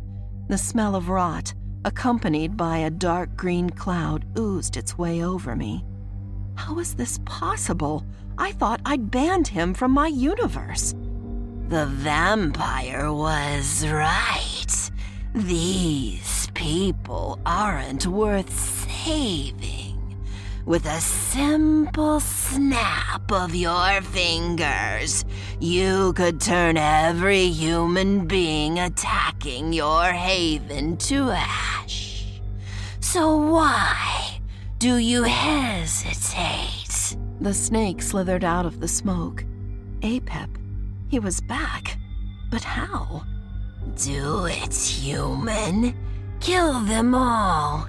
If these violent, cruel human beings cease to exist, then your people will be safe. You can join the rule of 3 with the knowledge that they'll never be a threat to those you love ever again. Kill them, human. Kill them all. Apep whispered in my ear. His corpse-smelling breath almost made me gag. Why have you come back here? You don't frighten me anymore, Snake, I said fiercely. I'm not here to scare you. I just want what's best for you. The grin on his snake-like face repulsed me. Help me? By trying to trap me in my ancestor's shrine so you can wreak havoc on my world for another 2 millennia? You deceiver, I exclaimed. I understand I might have overstepped in that regard. Can you blame me? It is my nature. He chuckled. My eye twitched in frustration. So what do you want now? The vampire and that Seraph entity told me your true purpose, Lord of Chaos. Just leave me be. He isn't called the Seraph entity. It's just Seraph. The Seraph, vampire and human. You concern yourself with the trifles of these destructive beings, when you could be creating life all over the 10-mirror multiverse. Why not just murder all these lower-level life forms and be on your way? You're wasting time. It won't be long before they drop that bomb and kill all life on this planet. They don't call it a planet killer for nothing. Apep laughed. My brow wrinkled as I rolled my eyes in disgust.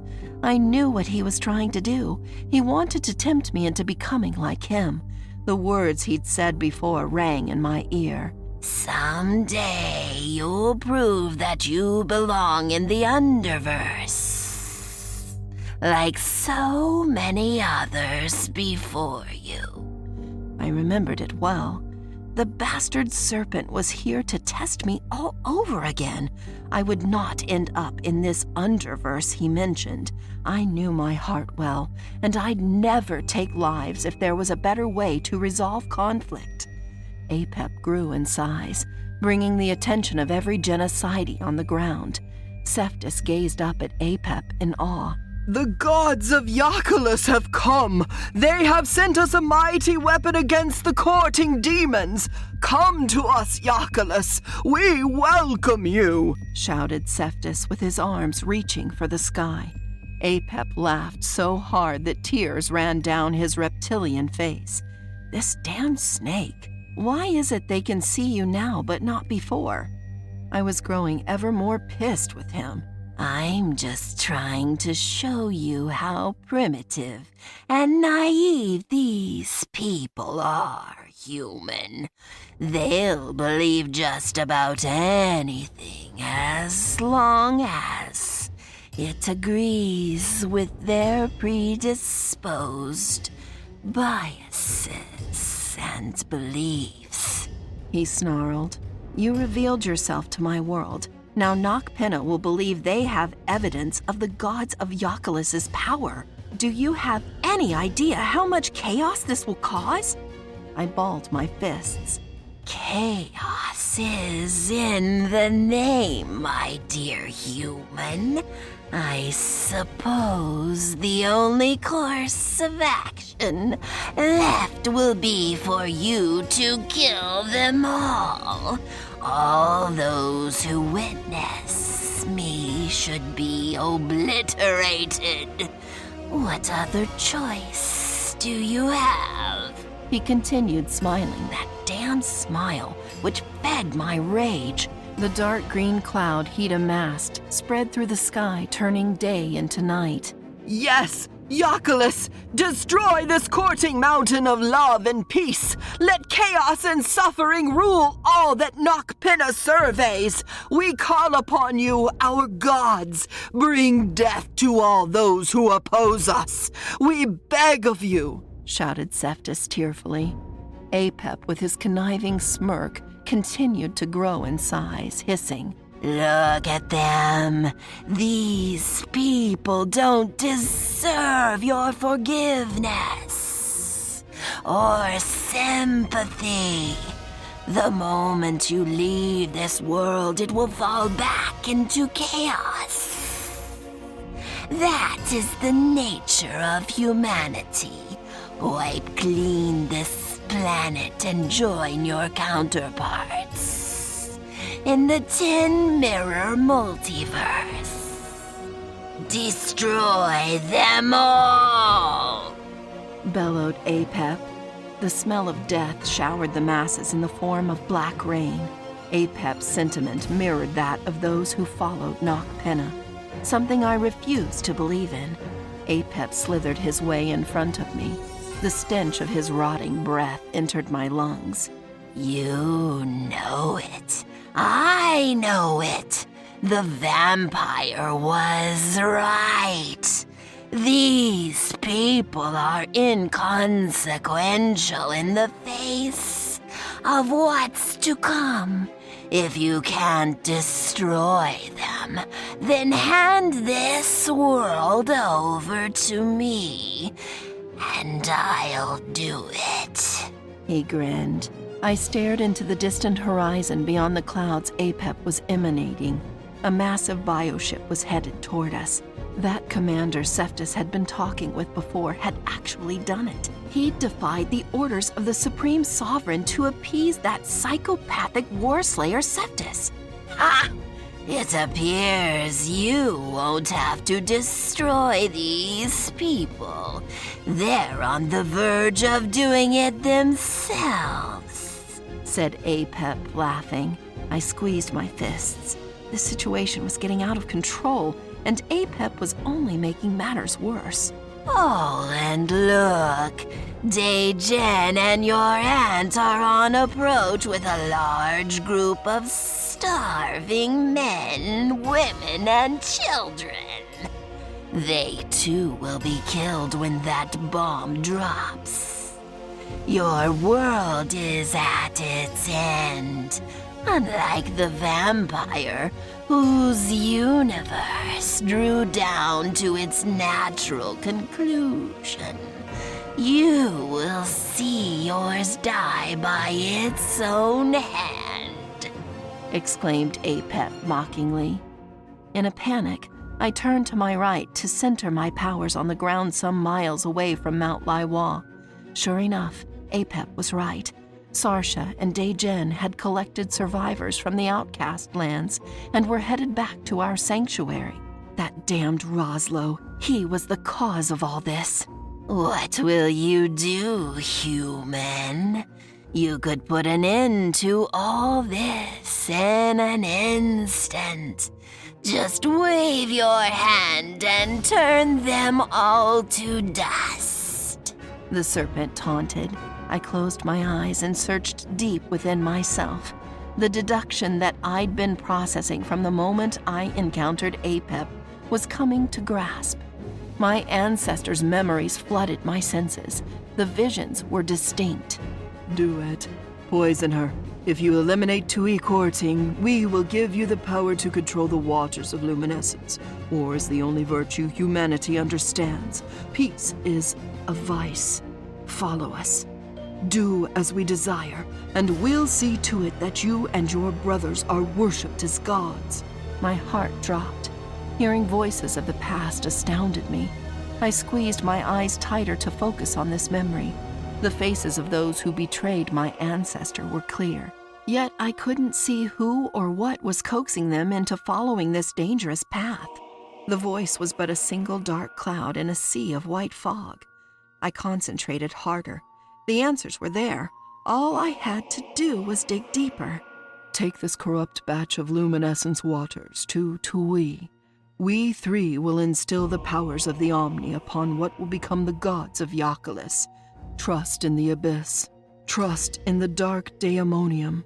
I almost fell from the sky as the dark, malevolent energy from these memories flooded my brain. They couldn't have been my ancestors' memories. There was no way for her to know what those Yakulis brothers had been planning when they poisoned her. The same dark energy that had come to me when I killed that dagger wolf bubbled in my gut. This wasn't the moon's glow, nor was it Apep. This was something else entirely. Abizu, Abaddon, Lillian the succubus. Together we serve the abyss.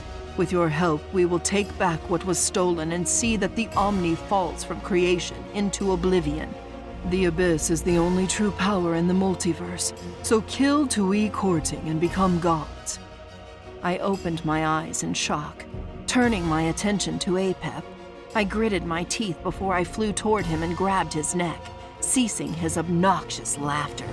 My power had gone beyond its peak into something I hadn't felt before.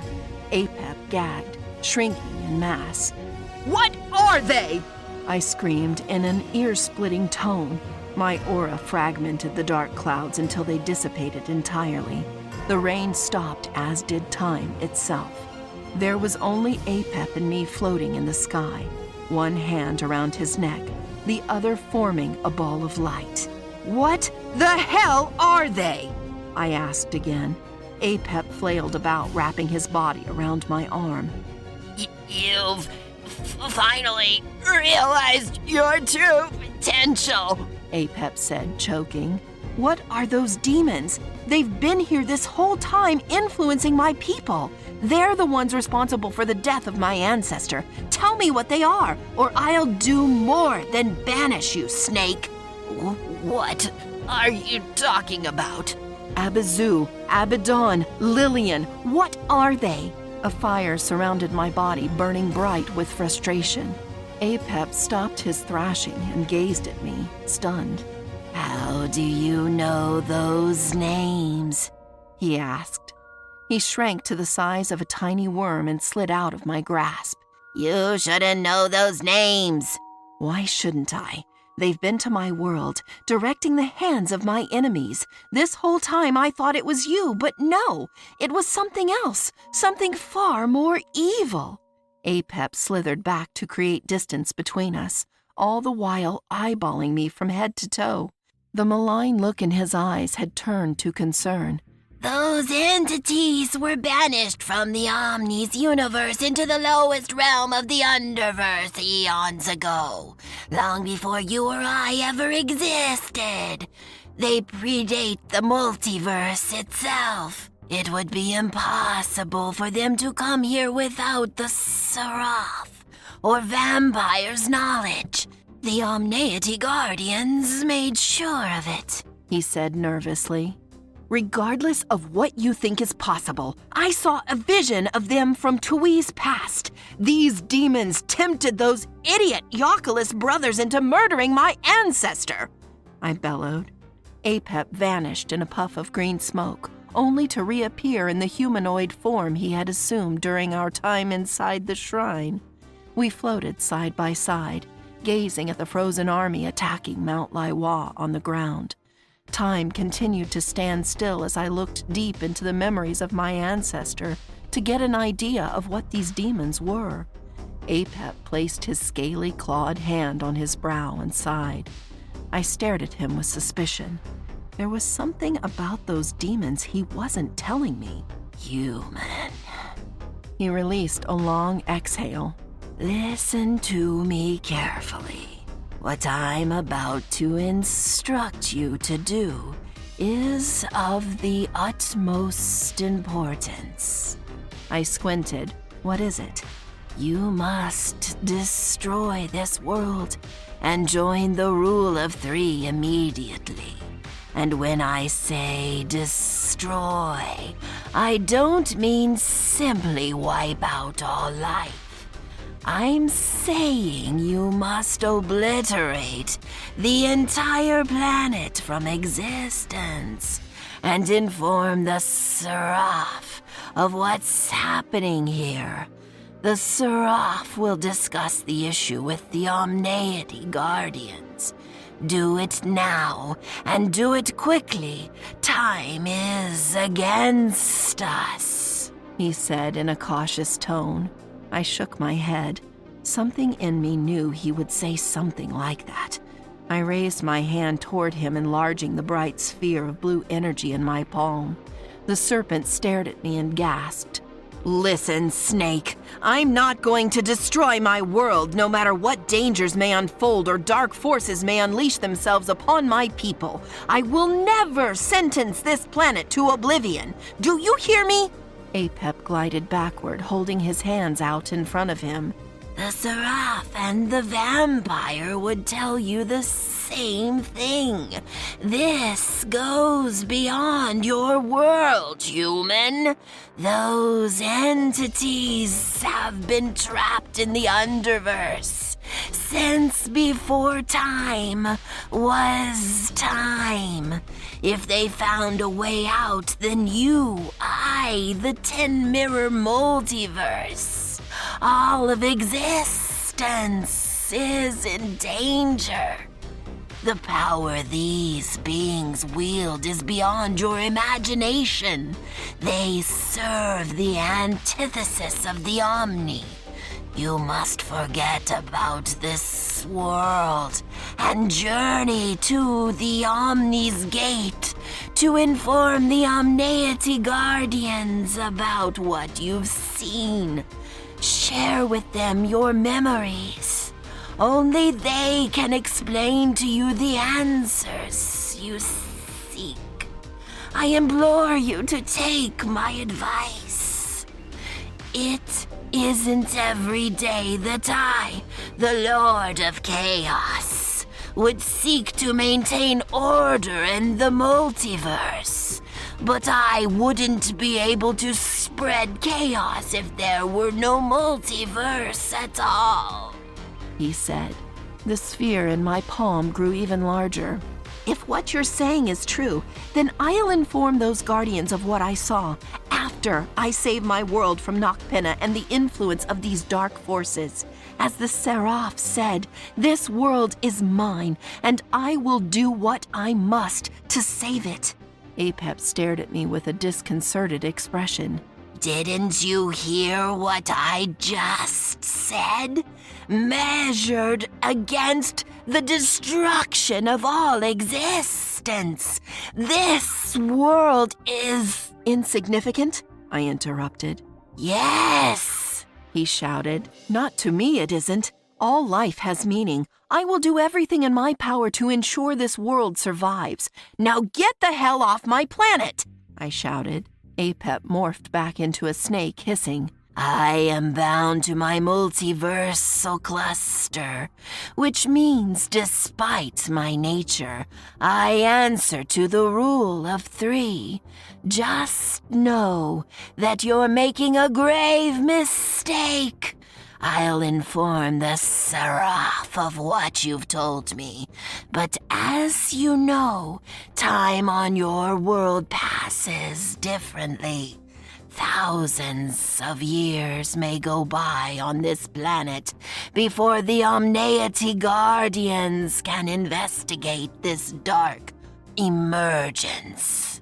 And by then, it may be too late, he cautioned. Be that as it may, it's my choice, I retorted. The snake scoffed. Foolish.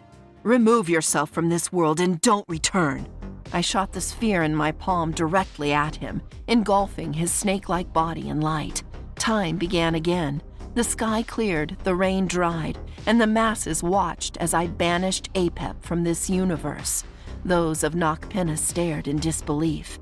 The being they believed to be their god was cast aside by my courting power. The evil entities that had implanted themselves in the hearts of my people would be banished as well.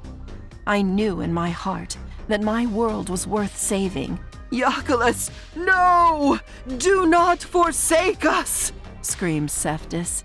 I gazed at the oncoming bioship carrying the planet killer explosive. Despite the various commands over the communication devices strapped to the genocidus arms below telling the pilot to turn back, the ship sped toward our location. In a blinding flash of light, I shot a bolt of energy toward the ship, sending it flying out of the atmosphere and deep into the void of space. All the weaponry used against Mount Laiwa disintegrated into dust, leaving the genocidus, warslayers, and commanders temporarily blinded. I breathed into the air, spreading the moon's glow to the far reaches of the globe. What had been done to Roslo would now be done to all those brainwashed by Nocturnus. On a planetary scale, my power spread. Tui and I were one. All her memories and experiences had become mine. The Seraph was right. This was my world, and I would safeguard my home at all costs. Cries of pain from the legions echoed across the lands. It would be days before all of their minds were free from the grips of Nocturnus. That would give ample time for me to find the location of the Supreme Sovereign. Given his title, Yamaraja would know what these dark entities were. Something beyond the myth of Iacchus was directing all this carnage. I, for one, would discover this knowledge before I ascended into the rule of 3, if only to save my world from further chaos. I ferried Sarsha, Dejin, and the group of survivors they'd brought from the outcast lands into the caves of Mount Laiwa where it was safe. I would join them presently, but first I had to confront Cephtus and take him with me into our safe haven. He would answer to Dejin for what he'd done to their father. 5. Truths Revealed. Roslo, bloody and bruised from the beating he'd received from the guards after they discovered his secret, lay on the ground pleading for his life. Cephtus, encased in a bubble, unconscious, floated beside me. The crowd gathered around to see the commotion. I wanted to ensure everyone was safe after the constant bombardment from the War Ministry's artillery outside, but it seemed as though none of them had any idea what had happened. I suppose my shield was more effective than I thought. Wait a second. Weren't we just outside? Asked a woman from the outcast lands, confused. I approached Dejin and embraced him in a hug. He returned my affection, kissing my neck. A deep depression suddenly overcame me when I realized what I'd have to tell him. The last thing I wanted to do was let him go. "You will die for what you've done," said one of the men I recognized from my abduction. The group of guards continued to thrash Roslo, kicking him in the face and stomach. "What the hell are you all doing? Stop it!" shouted Sarsha, running to Roslo's aid. I kissed Dejin between his eyes and gazed at him with sorrow. Dejin, could you please take these people down the cave to where the rest of them are? I'm sure it's been a long journey for all of you. Get these people something to eat, I requested of him. Dejin smiled before catching a glimpse of his brother floating in an orb of energy behind me. Is that Cephtus?" he asked disconcertedly. I cupped his face in my palms to direct his eyes back to me. Yes, it is. You'll have the chance to talk to him. Please, just take these people down the cave. We all have many things to discuss. He nodded, still staring at the orb with hate in his eyes. I kissed him again to soothe his rage. We didn't need the people who'd been starving out there in the outcast lands to see this type of violence. I don't understand what's going on. One moment we were navigating the forest and the next we were inside this cave, the woman said again. "I'll explain everything at a later time. Right now, let's get you all something to eat. Please follow me," said Dejin. The crowd progressed down the tunnel leading to the cave where the rest of our people were feasting. "What has gotten into you all? This is our general," said Sarsha. He lies. He confessed to us 3 weeks ago that he's an agent working with Nocturnus. He barricaded himself in the dungeon to escape the righteous wrath of those he'd wronged. Thanks to the earthquake, we were finally able to drag him out," the guard yelled. I stood there in shock. 3 weeks? I'd only been gone for about an hour. So the Vampyre and Seraph had been telling the truth after all. Time did pass differently on my world. The time differential must have happened the moment I left the atmosphere. Either that or that vampire woman put me in some sort of time capsule while she abducted me. That would explain how the War Ministry had been able to move in on Mount Laiwa. 3 weeks without any communication from Roslo had probably worn on Cephas's patience. In any event, I had to stop these guards from killing Roslo. I vowed to have no more death as a result of this conflict, and I refused to allow it within this sacred mountain. "Listen, everyone!" My aura shone bright, drawing their attention to me. "That wasn't an earthquake. The War Ministry is right outside this mountain. They rained down a barrage of attacks on this sanctuary. Nocturnus would have succeeded had it not been for my intervention. You know who I am, do you not?" The guards basking in my light dropped to their knees tearfully. You're real. You're the one who will save us," said one of the guards. "You are already saved. As we speak, the power of the moon's glow is in flight, circling the globe. The brainwashing that's been inflicted on the masses is being undone. I did the same to Roslo. The grip Nocturnus had on him is no more," I said. The guards bowed. "Naya, you've changed so much," said Sarsha, smiling in awe. "I'm glad you were able to safely collect those people suffering out there. Did you run into any trouble?" I asked. "No, our journey there was actually uneventful, but having observed the massive force outside attacking our home, I can see why. Nocturnus was too busy mounting an offensive here to worry about Daejen and me traveling to the outcast lands. The moment I noticed you hovering in the sky, I knew we'd be safe. You saved us. Thank you," said my aunt, hugging me. Daejen journeyed back up the tunnel and saw my aura filling the room with light. I turned to him with a smile. "I couldn't help but overhear something about Roslo being an agent of Nocturnus. Is that true?" Sarsha asked him. With blood clouding his eyes, Roslo sat up, gasping for air. "Could you all please give us some privacy? Why don't you join the others down in the shrine cave?" I said to the guards. The 5 of them stood, still bowing slightly.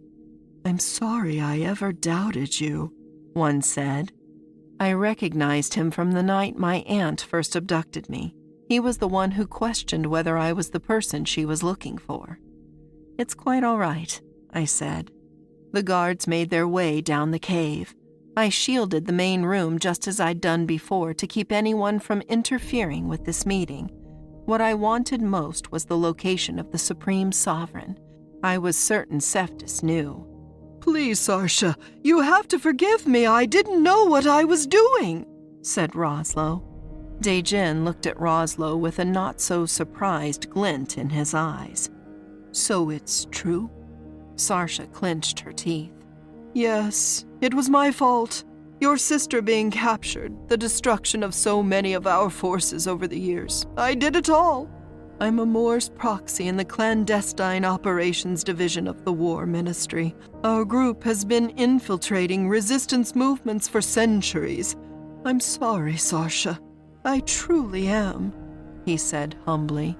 My aunt balled her fists, readying to unleash her rage. "This can't be! Nocturnus known all along, playing us like puppets. You will die for this, Roslo. I should have let the guards kill you," she bellowed, launching at him. Daejen caught her just before she could engage. "He's not worth it, Sarsha," he said. Tears rolled down her cheeks as she fought with Daejen, trying to get free from his hold. "Please try to calm yourself, Auntie. It's far more complicated than that. I'll explain everything they've done after we dispose of the Supreme Sovereign. I promise you," I told her. Sarsha stopped thrashing about, collapsing in Daejen's arms. I can't believe I put my trust in you for all these years, she sighed. I'll gladly take my own life if that will satisfy you, Commander, said Roslo. I think you mean General, said Daejen. You no longer hold rank here, you fiend. General Sarsha will take command from this point forward. You needn't worry about command structure, Auntie. After I'm done with the Supreme Sovereign, there won't be a need for any resistance movements. All the people loyal to Nocturnus are coming to their senses as we speak. This corrupt institution is dead. You saw it, didn't you? All the people outside laid down their weapons, screaming in agony. Their frontal lobes are being corrected. Soon compassion will flood their senses, and the guilt of what they've done will manifest itself into physical pain. Roslo experienced this. He's seen the error of his ways and wishes to make amends. His judgment I will leave to you, Auntie. But first we have to find Yamareja and end this reign of oppressive tyranny forever. With him gone and his people turned against him, our world will finally be free. Roslo backed up against the wall and sat with his knees to his chest.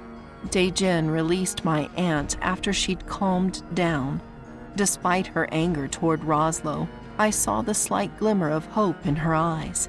This would be the beginning of something new, something that none of us had experienced before. Peace. Daejen took my hand, passion overflowing in his eyes. You are a gift from the gods, Naya. I will tell you what I should have before we parted ways. He dropped to his knees and kissed the backs of my fingers. I love you, Naya Courting. You are my heart and soul. Nothing will ever tear us apart. I hand myself over to you fully, and I will always love you, he said wholeheartedly. A tear rolled down my right cheek. I didn't know what to say. How was I going to tell him that... Tell me what's in your heart, Naya. Say to me that you'll never leave my side, he said. I couldn't hold the tears back any longer, no matter how hard I sniffed. I fell to my knees, braced him in my arms, and cried. This wouldn't be the end of us. There had to be a way for Daejen and me to be together. As my emotions faltered, the orb I had Cephtus encased in began to weaken. It soon dissipated, causing Cephtus to fall to the floor on his face. Ugh, my head! Where the hell am I? Said Cephtus. He stood and laid eyes on us, flabbergasted. Daejen jumped up upon seeing his brother awake before us. I, too, stood and turned toward him. Sarsha removed a blade from her belt, eyes raging. Am I inside Mount Laiwa? He asked with a puzzled expression. I walked up to him, body glowing white. It's over, Cephtus. Nocturnus will fall. Unlike so many under your control, you never went through the mind-altering procedure that suppresses compassion. Everything you've done of your own accord. He smiled deviously. So you figured it out, did you? Well, allow me to let you in on a little secret. I helped perfect the procedure. For decades, the scientists within the Genetic Purity and Research Division of Nocturnus Intelligence used a faulty method that ultimately resulted in our soldiers being lobotomized 20 years after the procedure was performed. I cracked the code. I saw Nocturnus usher in a new era where soldiers would follow orders free from guilt, free from compassion without any past knowledge of the procedure ever being performed. Now you've undone all my work in a matter of minutes. So it's true. You've realized the power of your ancestor. You can wield the power of the waters of luminescence. I shook my head. It isn't the waters that hold power, nor was it the waters that sustained my ancestor to we courting. It was the power of the moon's glow. The waters are just the element that was touched most by our divine essence. all the evil you've done will come back on you threefold. That I promise you. Now tell us where the Supreme Sovereign is hiding, I demanded. Cephas laughed as if this were a game. He backed against the wall and reached for his weapon, which was no longer there. Oh yes, I forgot you disintegrated all our weapons, he snarled.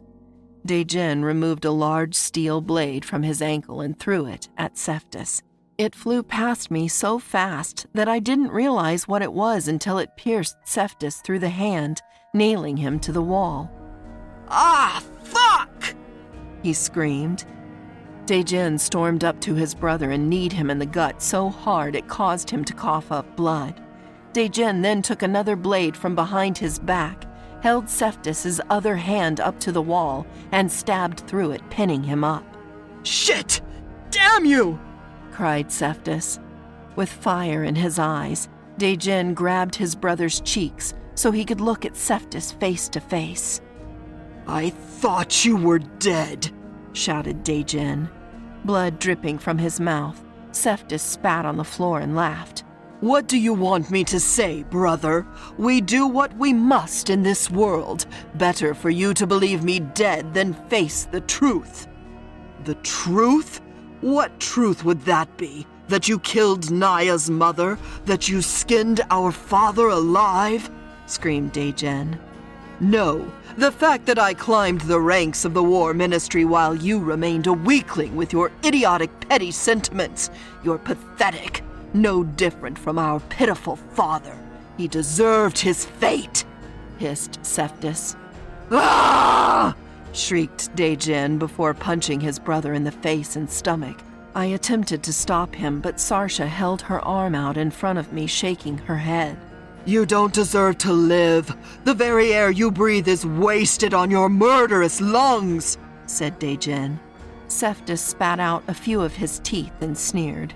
Life itself is meaningless, brother. The sooner you learn this, the sooner you can be free. Dejin grabbed his brother by the throat. Tell us the location of the Supreme Sovereign. Don't ask for what you don't want to hear. You have no idea who or what the Supreme Sovereign truly is. We'll find out soon enough. Now tell us, I exclaimed. Cephas sighed with a bit of a smirk. You won't be ready for this. No one ever is. He inhaled sharply. The Supreme Sovereign lives underneath the Prime Temple, miles below the surface. He's always been there, you courting whore, playing you like a game. He's watched you grow into the force you are today. Go to the Prime Temple and you will find him. No doubt he's waiting for you. Dejin tightened his grip on Cephas' neck. If you're lying, what reason would I have to lie? I may be many things, brother. A rapist, a genocidal murderer, a necrophile. But I am not a liar. Go to the Prime Temple, Naya. Press down on the altar where you completed your Prime of Life ritual. The passageway will take you directly to him. Dejin let go of his neck. I nodded and turned to Sarsha. You already know what I'm going to do, Naya, so don't even think about asking me to stay here. I'm coming with you, she said. As am I, said Dejin. I smiled. All right, we'll take him down together. Cephas, who was still tacked to the wall, tried to pull himself free by shaking the knives through his hands. What about him?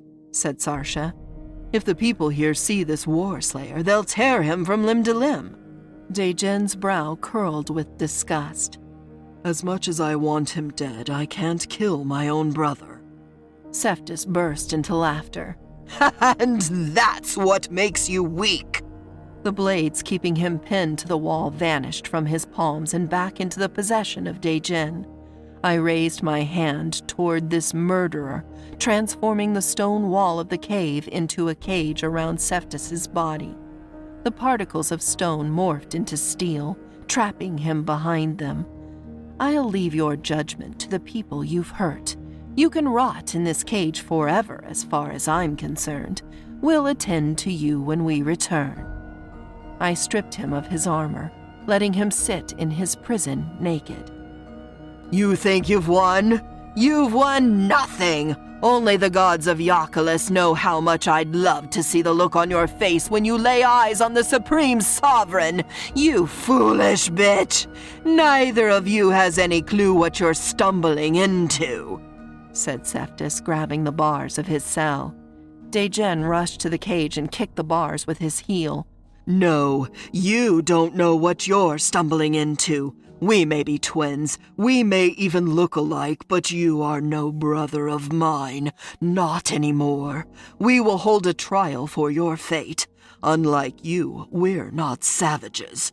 Enjoy your time in this cage. It'll probably be the last bit of comfort you'll ever experience. I took Dejen by the hand to pull him away from his instigating brother. Whatever words that psycho had to say were irrelevant now. This world was on the brink of a new age. All that remained of this tyranny dwelled in the depths of the Prime Temple. We still had work to do. It'll probably take us about a week to get there if we leave now, said Sarsha. I looked at her surprised. Don't you want to rest or get something to eat? You just came from the outcast lands. We'll rest after the Supreme Sovereign answers for his crimes against humanity, said Dejen. So I say we get going as soon as possible. Besides, I don't want to be in the same room as this thing. He stared at Cephas with repulsion. I'll gather some supplies before we head out, said Sarsha. I took hold of her arm before she could walk away. There won't be any need for that. Both of them gazed at me. What do you mean? Asked Dejen. I can transport us there in an instant. We don't have to go through the forest. Sarsha grinned with anticipation.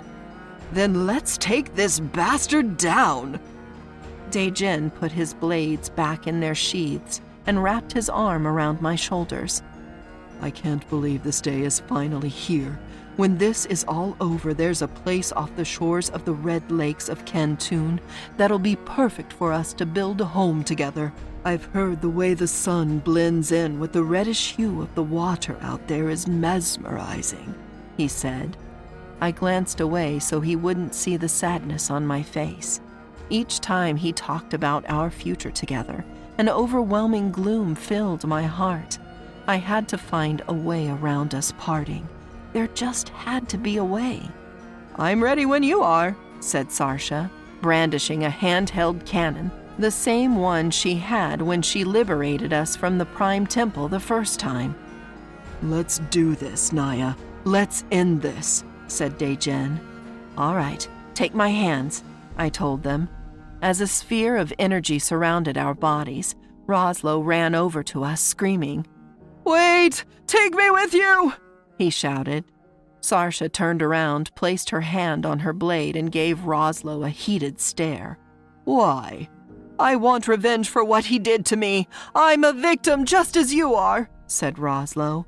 Sarsha's hand shook with rage. As he stepped into our inner circle, Sarsha slapped him across the face so hard he fell to the floor. You are many things, traitor, but a victim you are not. Roslo crawled away, holding his face with one hand. He appeared to still be in pain from the beating the guards had given him earlier. Either way, neither Sarsha nor Dejen seemed to have any sympathy for the man. Please, Naya, I beg you, let me undo some of the damage I've done, he pleaded. Sarsha scoffed. You're just afraid the people here will kill you in our absence. As I've said before, I will gladly give my life if that's what the people demand. All I ask is that you allow me some redemption before I die. I sighed. Fine, but if you attempt to interfere, I'll kill you myself, said Sarsha with a ruthless, unforgiving gaze. Roslo nodded and inched his way back over to us. And stay the hell away from me while you're at it, she barked. He hid behind me, placing his hand on my shoulder. We're going to be moving extremely fast, so brace yourselves, I cautioned. Dejen and Sarsha clutched my hands. The sphere rematerialized, engulfing the four of us. We ascended into the air, became transparent, and passed through the dirt and stone walls as if they were clouds. The sooner we got there, the sooner I could dispose of the Supreme Sovereign, and the sooner I would have to say goodbye to Dae-Jin. Conflicting emotions weighed on my conscience. Having to explain this to him would be a nightmare I didn't want to dream of. I squeezed Dae-Jin's hand while trying to hide the guilt in my eyes. Yamareja would meet his fate, and I would lose my first and only love forever. 6. The Supreme Sovereign. We emerged in the Prime Temple only to be confronted by High Priestess Maunia and New Priestess Amelia. They stood in front of the altar as if they'd been expecting us. "It's been a long time, Naya," said Amelia with a smirk. About 10 lunar monks ran into the main room, surrounding them like bodyguards. "Where are all the guardians and Nocturnus security?" asked Dae-Jin. Cephas took every security force in this region to lead the attack on Mount Laiwa. Your being here is proof that his efforts were unsuccessful, just as the Supreme Sovereign suspected they would be, said Maunia. I approached the monks and gazed at them with glowing eyes. "Stand aside. No lives need to be lost this day," I said. Dae-Jin and Sarsha put their hands on their weapons. The monks backed away, closer to the altar. "We're not here to fight, Naya," said Maunia. "We're here to escort you to the Supreme Sovereign's lair. The moment you opened that damned shrine, he knew the fight was over. Perhaps if Moore's proxy Ting-Yu or Roslo, as you know him, hadn't been so incompetent, it never would have gotten this far. You were supposed to watch her at all times, you damned fool," she shouted while piercing her gaze at Roslo. "Naya has set my mind free from your control. You robbed me of my compassion. How dare you?" exclaimed Roslo. "Don't blame us. Your parents volunteered you for the procedure before you were even born. We gave you a new name and took from you your mind, Ting-Yu. That is the way with all Morse proxies," said Maunia. I gazed at the new priestess with hurt in my heart. "How could you do it to me, Amelia? Pretending to be my friend all those years. You were like an older sister to me. We played together, laughed together. You got me out of trouble when I messed up. We were like family."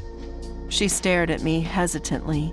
"Naya, I did what was best for the greater good. We were sisters. None of us in the new priestess court knew what you were. Maunia explained everything to us just a week before your ritual." I exhaled woefully. "I can hardly blame you, Amelia. We were both kept in the dark about the world around us. I was fed the same lies as everyone else in this temple. But you, High Priestess, you knew everything. You killed my father and abducted my mother. There will be no leniency for you." Maunia giggled under her breath, waving her hand. The monks parted upon seeing the High Priestess's command, creating a pathway to the altar. "Your mother killed my husband. I should have taken her life the second she pulled that trigger. The pain I've suffered all these years caring for her offspring has been unbearable. I never received restitution for what she did to me, and I never got my revenge." "What are you talking about? You killed my father that very same day. What more revenge are you asking for?" I exclaimed. Maunia shook her head. "You came here for the Supreme Sovereign, so go to him." She pressed the altar in its center, revealing a massive passageway that opened beneath us. The floor we were standing on began to sink into the ground slowly. The smell of rot shot up from the depths, causing all of us to cough and gag. If I didn't know any better, I'd say APEP was in there. The panels sinking down the tunnel sped up dramatically. The monks had nothing to hold on to and began to float as the speed of the floor quickened. I encased Roslo, Dae-Jin, and Sarsha in an orb to keep them from being jettisoned into the air. Amelia and Maunia held fast onto the altar to keep steady. We came to an abrupt halt, which caused the monks to smash into the floor hard. After I released Sarsha and the others from the orb, we stepped off the panel and surveyed the room we'd fallen into. Amelia and Maunia collapsed on the ground, coughing. I couldn't believe my eyes. The entire world was under surveillance down here. There was a viewing screen for every location on this planet. Yamaraja had been watching us the entire time. At any moment, he could have taken Mount Laiwa. If the Earth were a living organism, this would be its brain. Do you know me, Naya Courting? Do you know who I am? Have you faith? A voice said in an echo. Dejin and Sarsha readied their weapons. A force reminiscent of what I felt during the flashbacks from Tui's memories crept into my heart. The voice spoke again. Look behind the curtain only to see yourself. Destroy the lie only to be horrified by the truth. Maunia gathered herself and stood on the altar. Amelia was still on the floor, stunned from the journey's aroma. I closed my eyes, forcing waves of energy from my body to spread across the room to clean the scent of death. The waves also served as a beacon to help me zero in on the location of that voice. Amelia breathed deeply as fresh air entered her lungs. I sensed malevolent energy coming from above us. What was this being? Up there, he stands before us, exclaimed the High Priestess. We looked up, and there he was, the Supreme Sovereign, dressed in a black hooded robe with a dark cloud encircling his body.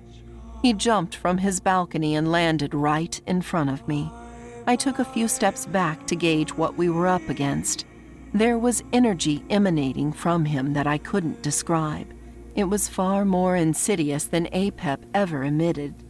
Are you ready to see the truth? Are you ready to hear my name? He said with his head down. I formed a ball of blue fire in my palm and pointed it at him. Reveal yourself, you tyrant! I shouted. Revelation is but an illusion of what is real. Reality is far more terrifying than fantasy, he whispered. Sarsha pointed her cannon at his head. I will blow your damn head off if you don't stop talking in riddles, you monster. Do you not recognize my voice, Sarsha? Am I not one of you? Am I not the leader of the defunct Blue Rights Resistance? Sarsha's brow curled, as did mine and Dejin's. Yamaraja pulled back his hood, revealing his face. Sarsha's jaw dropped. Yes, you know me. You all know me well. She dropped her cannon in shock. This can't be! I watched you die! Shouted Sarsha. You cannot kill that which is immortal. Oh yes, Naya. The gods of Yakulas are real. I am real. I shook my head in a panic. Who are you? I have many names, my child. Sunyalas, Yakulas, Yamaraja, Akio. He laughed. The name Akio hit me like a solar flare. This was impossible. He couldn't be. That's right, you courting bitch. Seeing the expression on your face was worth the wait. You are as much one of us as you are one of them, said Maunia. It's not possible, screamed Sarsha. As I've said before, reality is far more terrifying than fantasy. Gaze upon me and you will see yourself, Naya. Gaze into the eyes of your father, he shouted happily. The fire in my palm burned out. I stood there, unable to speak. The reaction of my auntie only confirmed what he was saying was true. 2,000 years of waiting, so many children, so many disappointments. Who would have known that your mother would be the one to give birth to the reincarnation of Tui Courting? They promise me the power of the moon's glow. You will hand it over to me or your friends will die, he said. Who promised you? Asked Dejin with his blades out. He smirked. The minions of the abyss. They granted me immortality as long as I promised to deliver the power of the moon's glow to them. But over the centuries, I thought, why should I hand over this power when I can simply take it for myself? I balled my fists. This power isn't something I can just hand over. It's a part of me. As I am a part of you, my daughter. What do you plan to do now? Will you kill your father to avenge your mother? Because the only way you'll be able to stop me from getting what I want is to kill me. I will harvest you myself. He launched at me, but the force of my aura tossed him back violently. Yamaraja crashed into the wall, destroying the base of his surveillance machines before falling to the floor. He struggled back to his feet, rage in his eyes. If it weren't for my idiot brothers giving Tui courting too much of that corrupt batch of waters, I wouldn't have to deal with this nonsense. Thousands of years wasted because of their stupidity. Well, they paid the price for their incompetence, as will you. Black smoke consumed his body and his eyes turned bright red. The power of the abyss is with me. The courting power will be mine. Daejen, Sarsha, get back! I shouted. As I prepared myself for his attack, the bunker's ceiling blew open in an explosion of slow-moving particles. Everyone dove onto the floor, terrified. I looked up and saw brilliant gold and red lights descend from above. It was them, the Seraph and the Vampyre. Human, it is time. Apep informed us of what was happening. The Omneity Guardians will seal the Underverse gateway that leads to your world. They are on their way there as we speak, said the Vampyre and Seraph in unison. The dark power that consumed the Supreme Sovereign soon faded to nothing, causing him to age rapidly. No, I was promised, he said slowly as his skin wrinkled and his bones crumbled. With the gateway closed, all power and influence the minions of the abyss had will fade, said the Seraph. When we created your world, we didn't know its location was so close to one of the gateways of the Underverse. Now that it's shut, your world will be safe. All unfinished business is now settled. It's time for you to come with us, human. My father, whom I'd only known for a horrific moment, turned to a pile of dust at my feet. I gazed at Daejen, who was staring at the entities in awe. What are those things? Asked Sarsha. They are the beings who created our world. You needn't concern yourself with them, Auntie. They're here for me, I said. Daejen jumped in front of me with his arms extended. Stay away from her. I don't care who or what you are. You stay the hell away from her, he shouted. I placed my hand on his shoulder. Daejen, I... Tears filled my eyes. This is her destiny, Daejen Tear. We must all make sacrifices to see the Omni's will come to fruition, said the Vampyre. What kind of sacrifices? He asked fearfully. Then he turned around and gazed at me. What kind of sacrifices, Naya? I sniffed back tears. I had thought I would have more time. My emotions were a wreck. I just found out that my father was the Supreme Sovereign under the control of those demons. Now I had to say goodbye to Daejen entirely too soon. What are those things talking about, Naya? What aren't you telling me? His eyes were desperate. I hadn't the words to explain, so I would show him the best way I knew how.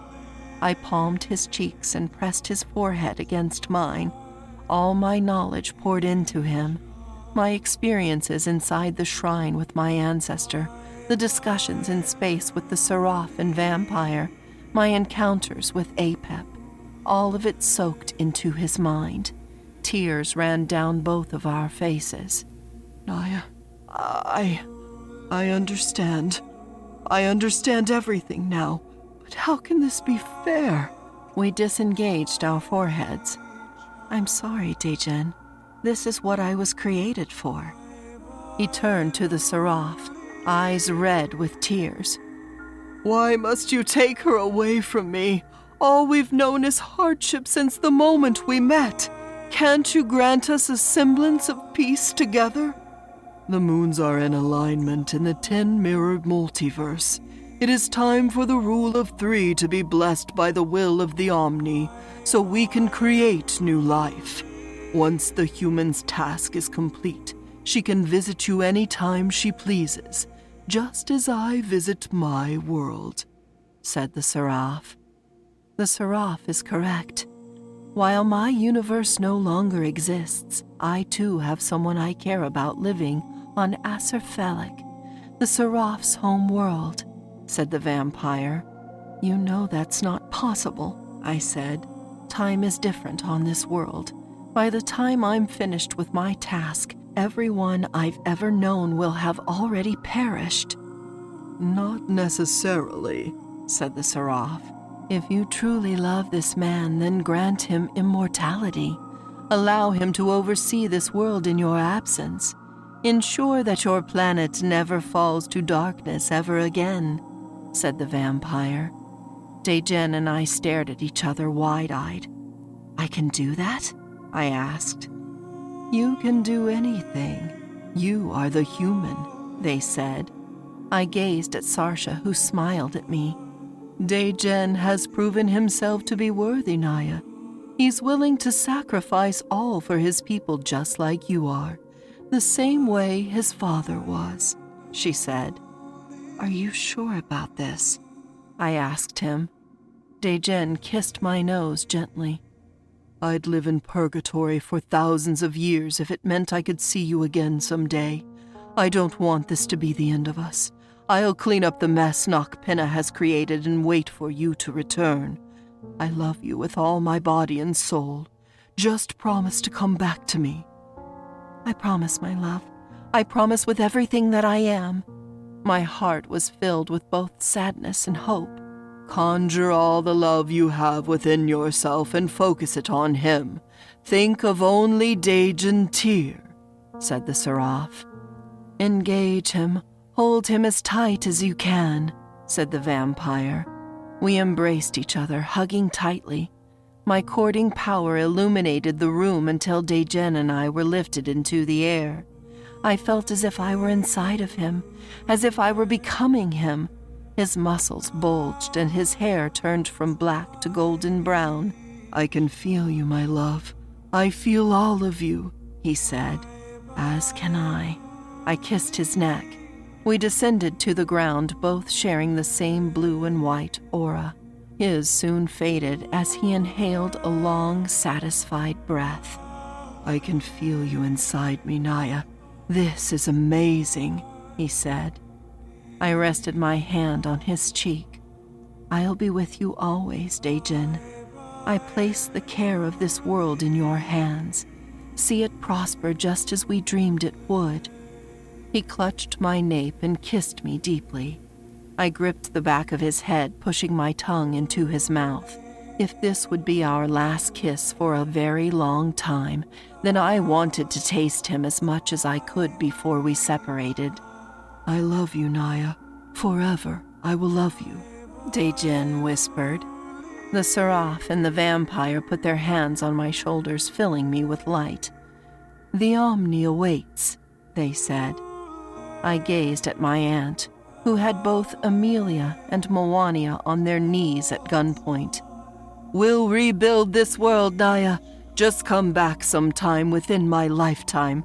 I want to see you again," she said. I nodded with a smile, taking one last glance at Dejen. I attempted to reach out to him, but it was too late. The Seraph and Vampire had transported the 3 of us into space, inches from the pinkish portal from before. "You'll see this place again, human.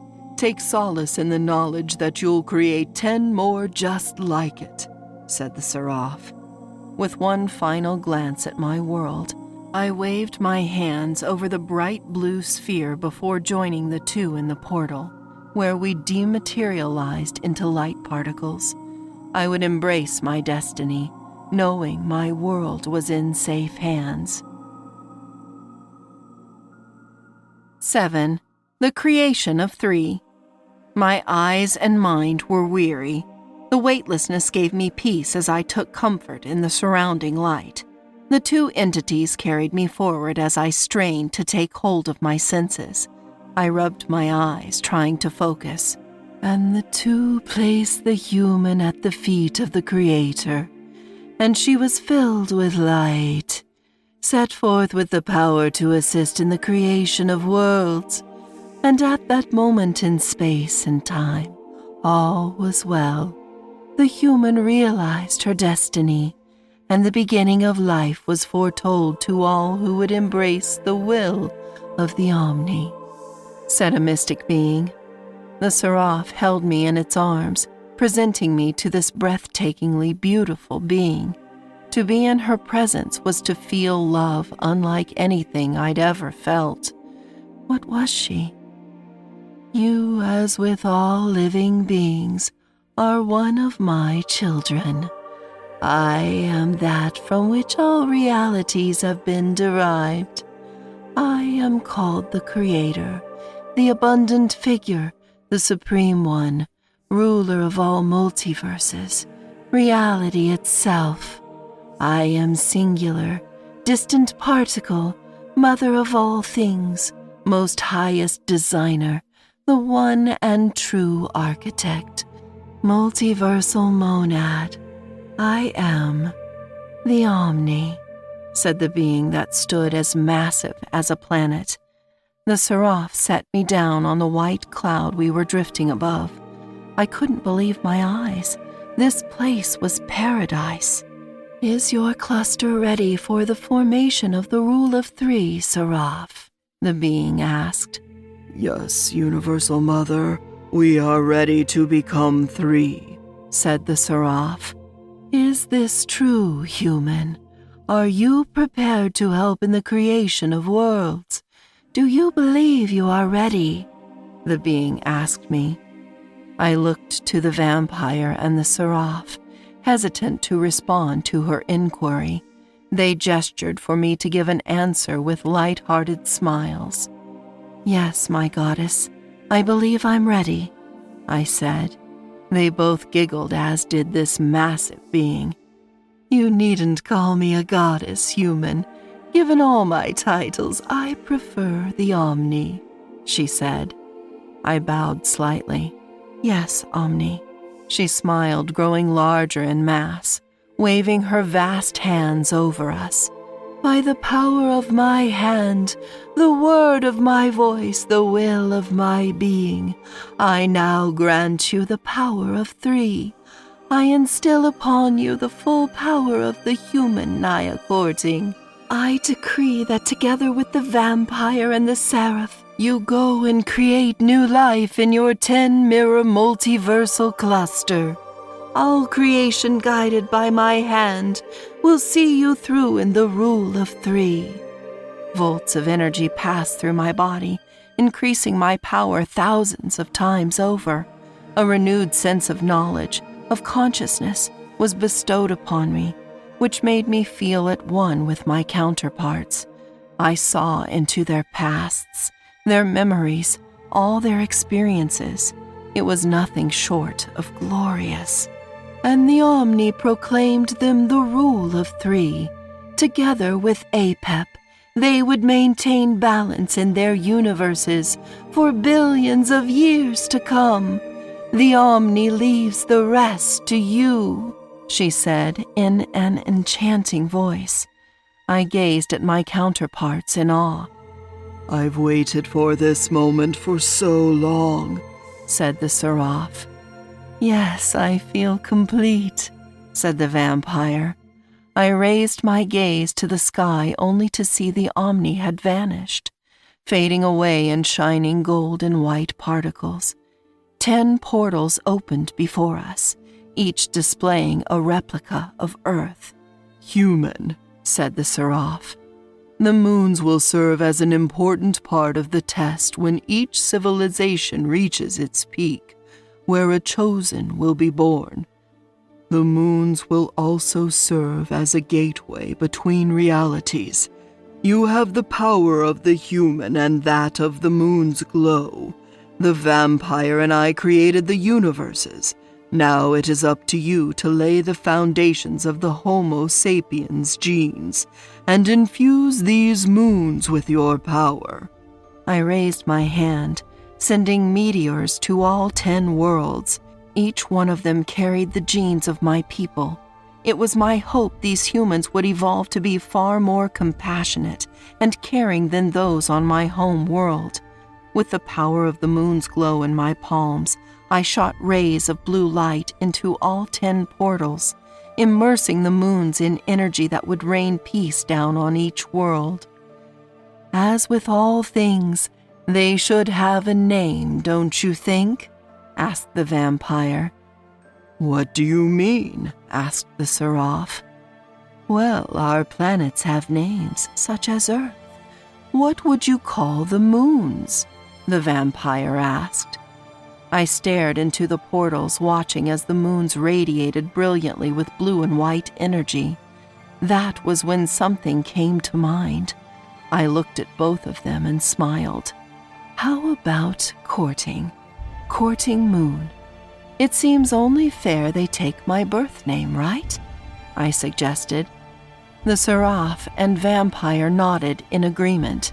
The 10 portals closed the moment I completed my task. Those universes were worlds different from my own. I'd never seen so many stars, planets, and galaxies before. It was a marvelous spectacle. "It'll be hundreds of millions of years before the humans evolve to a point where the test may or may not need to be implemented," said the Seraph. "How about I show you around the Omni's universe? I'll introduce you to the other life forms and collectives who inhabit the vastness of the multiverse. The Tanina Collective, who administers a cluster of universes parallel to ours, would be a good start." "Yes, of course," I responded. The vampire turned away. "I think I'll return to Acerphelic. It's been a while since I last spoke to Shade. I think it's time for me to bury my past and embrace him once again." "As you wish, vampire. We'll meet up after," said the Seraph. The vampire grinned before vanishing in a puff of red smoke. "Take my hand. You're the only one of your kind in this paradise. I'm sure the masses will want to meet you," the Seraph said with a kind smile. I returned the gesture and placed my hand in the entity's palm, and we flew up toward the clouds into an ocean of light. In the back of my mind, I was always thinking of Dejen. As soon as I was able, I'd journey to my world so I could see him again. It was as the Seraph said in regards to that earth belonging to me alone. And with that, just before we left my universe, I decelerated the time so that instead of it passing more quickly, it now passed significantly slower compared to time in all other realities. By the time humans evolved on the Earths in the 10-mirror multiverse, some millions of years from now, only 100 years would have passed on my home world.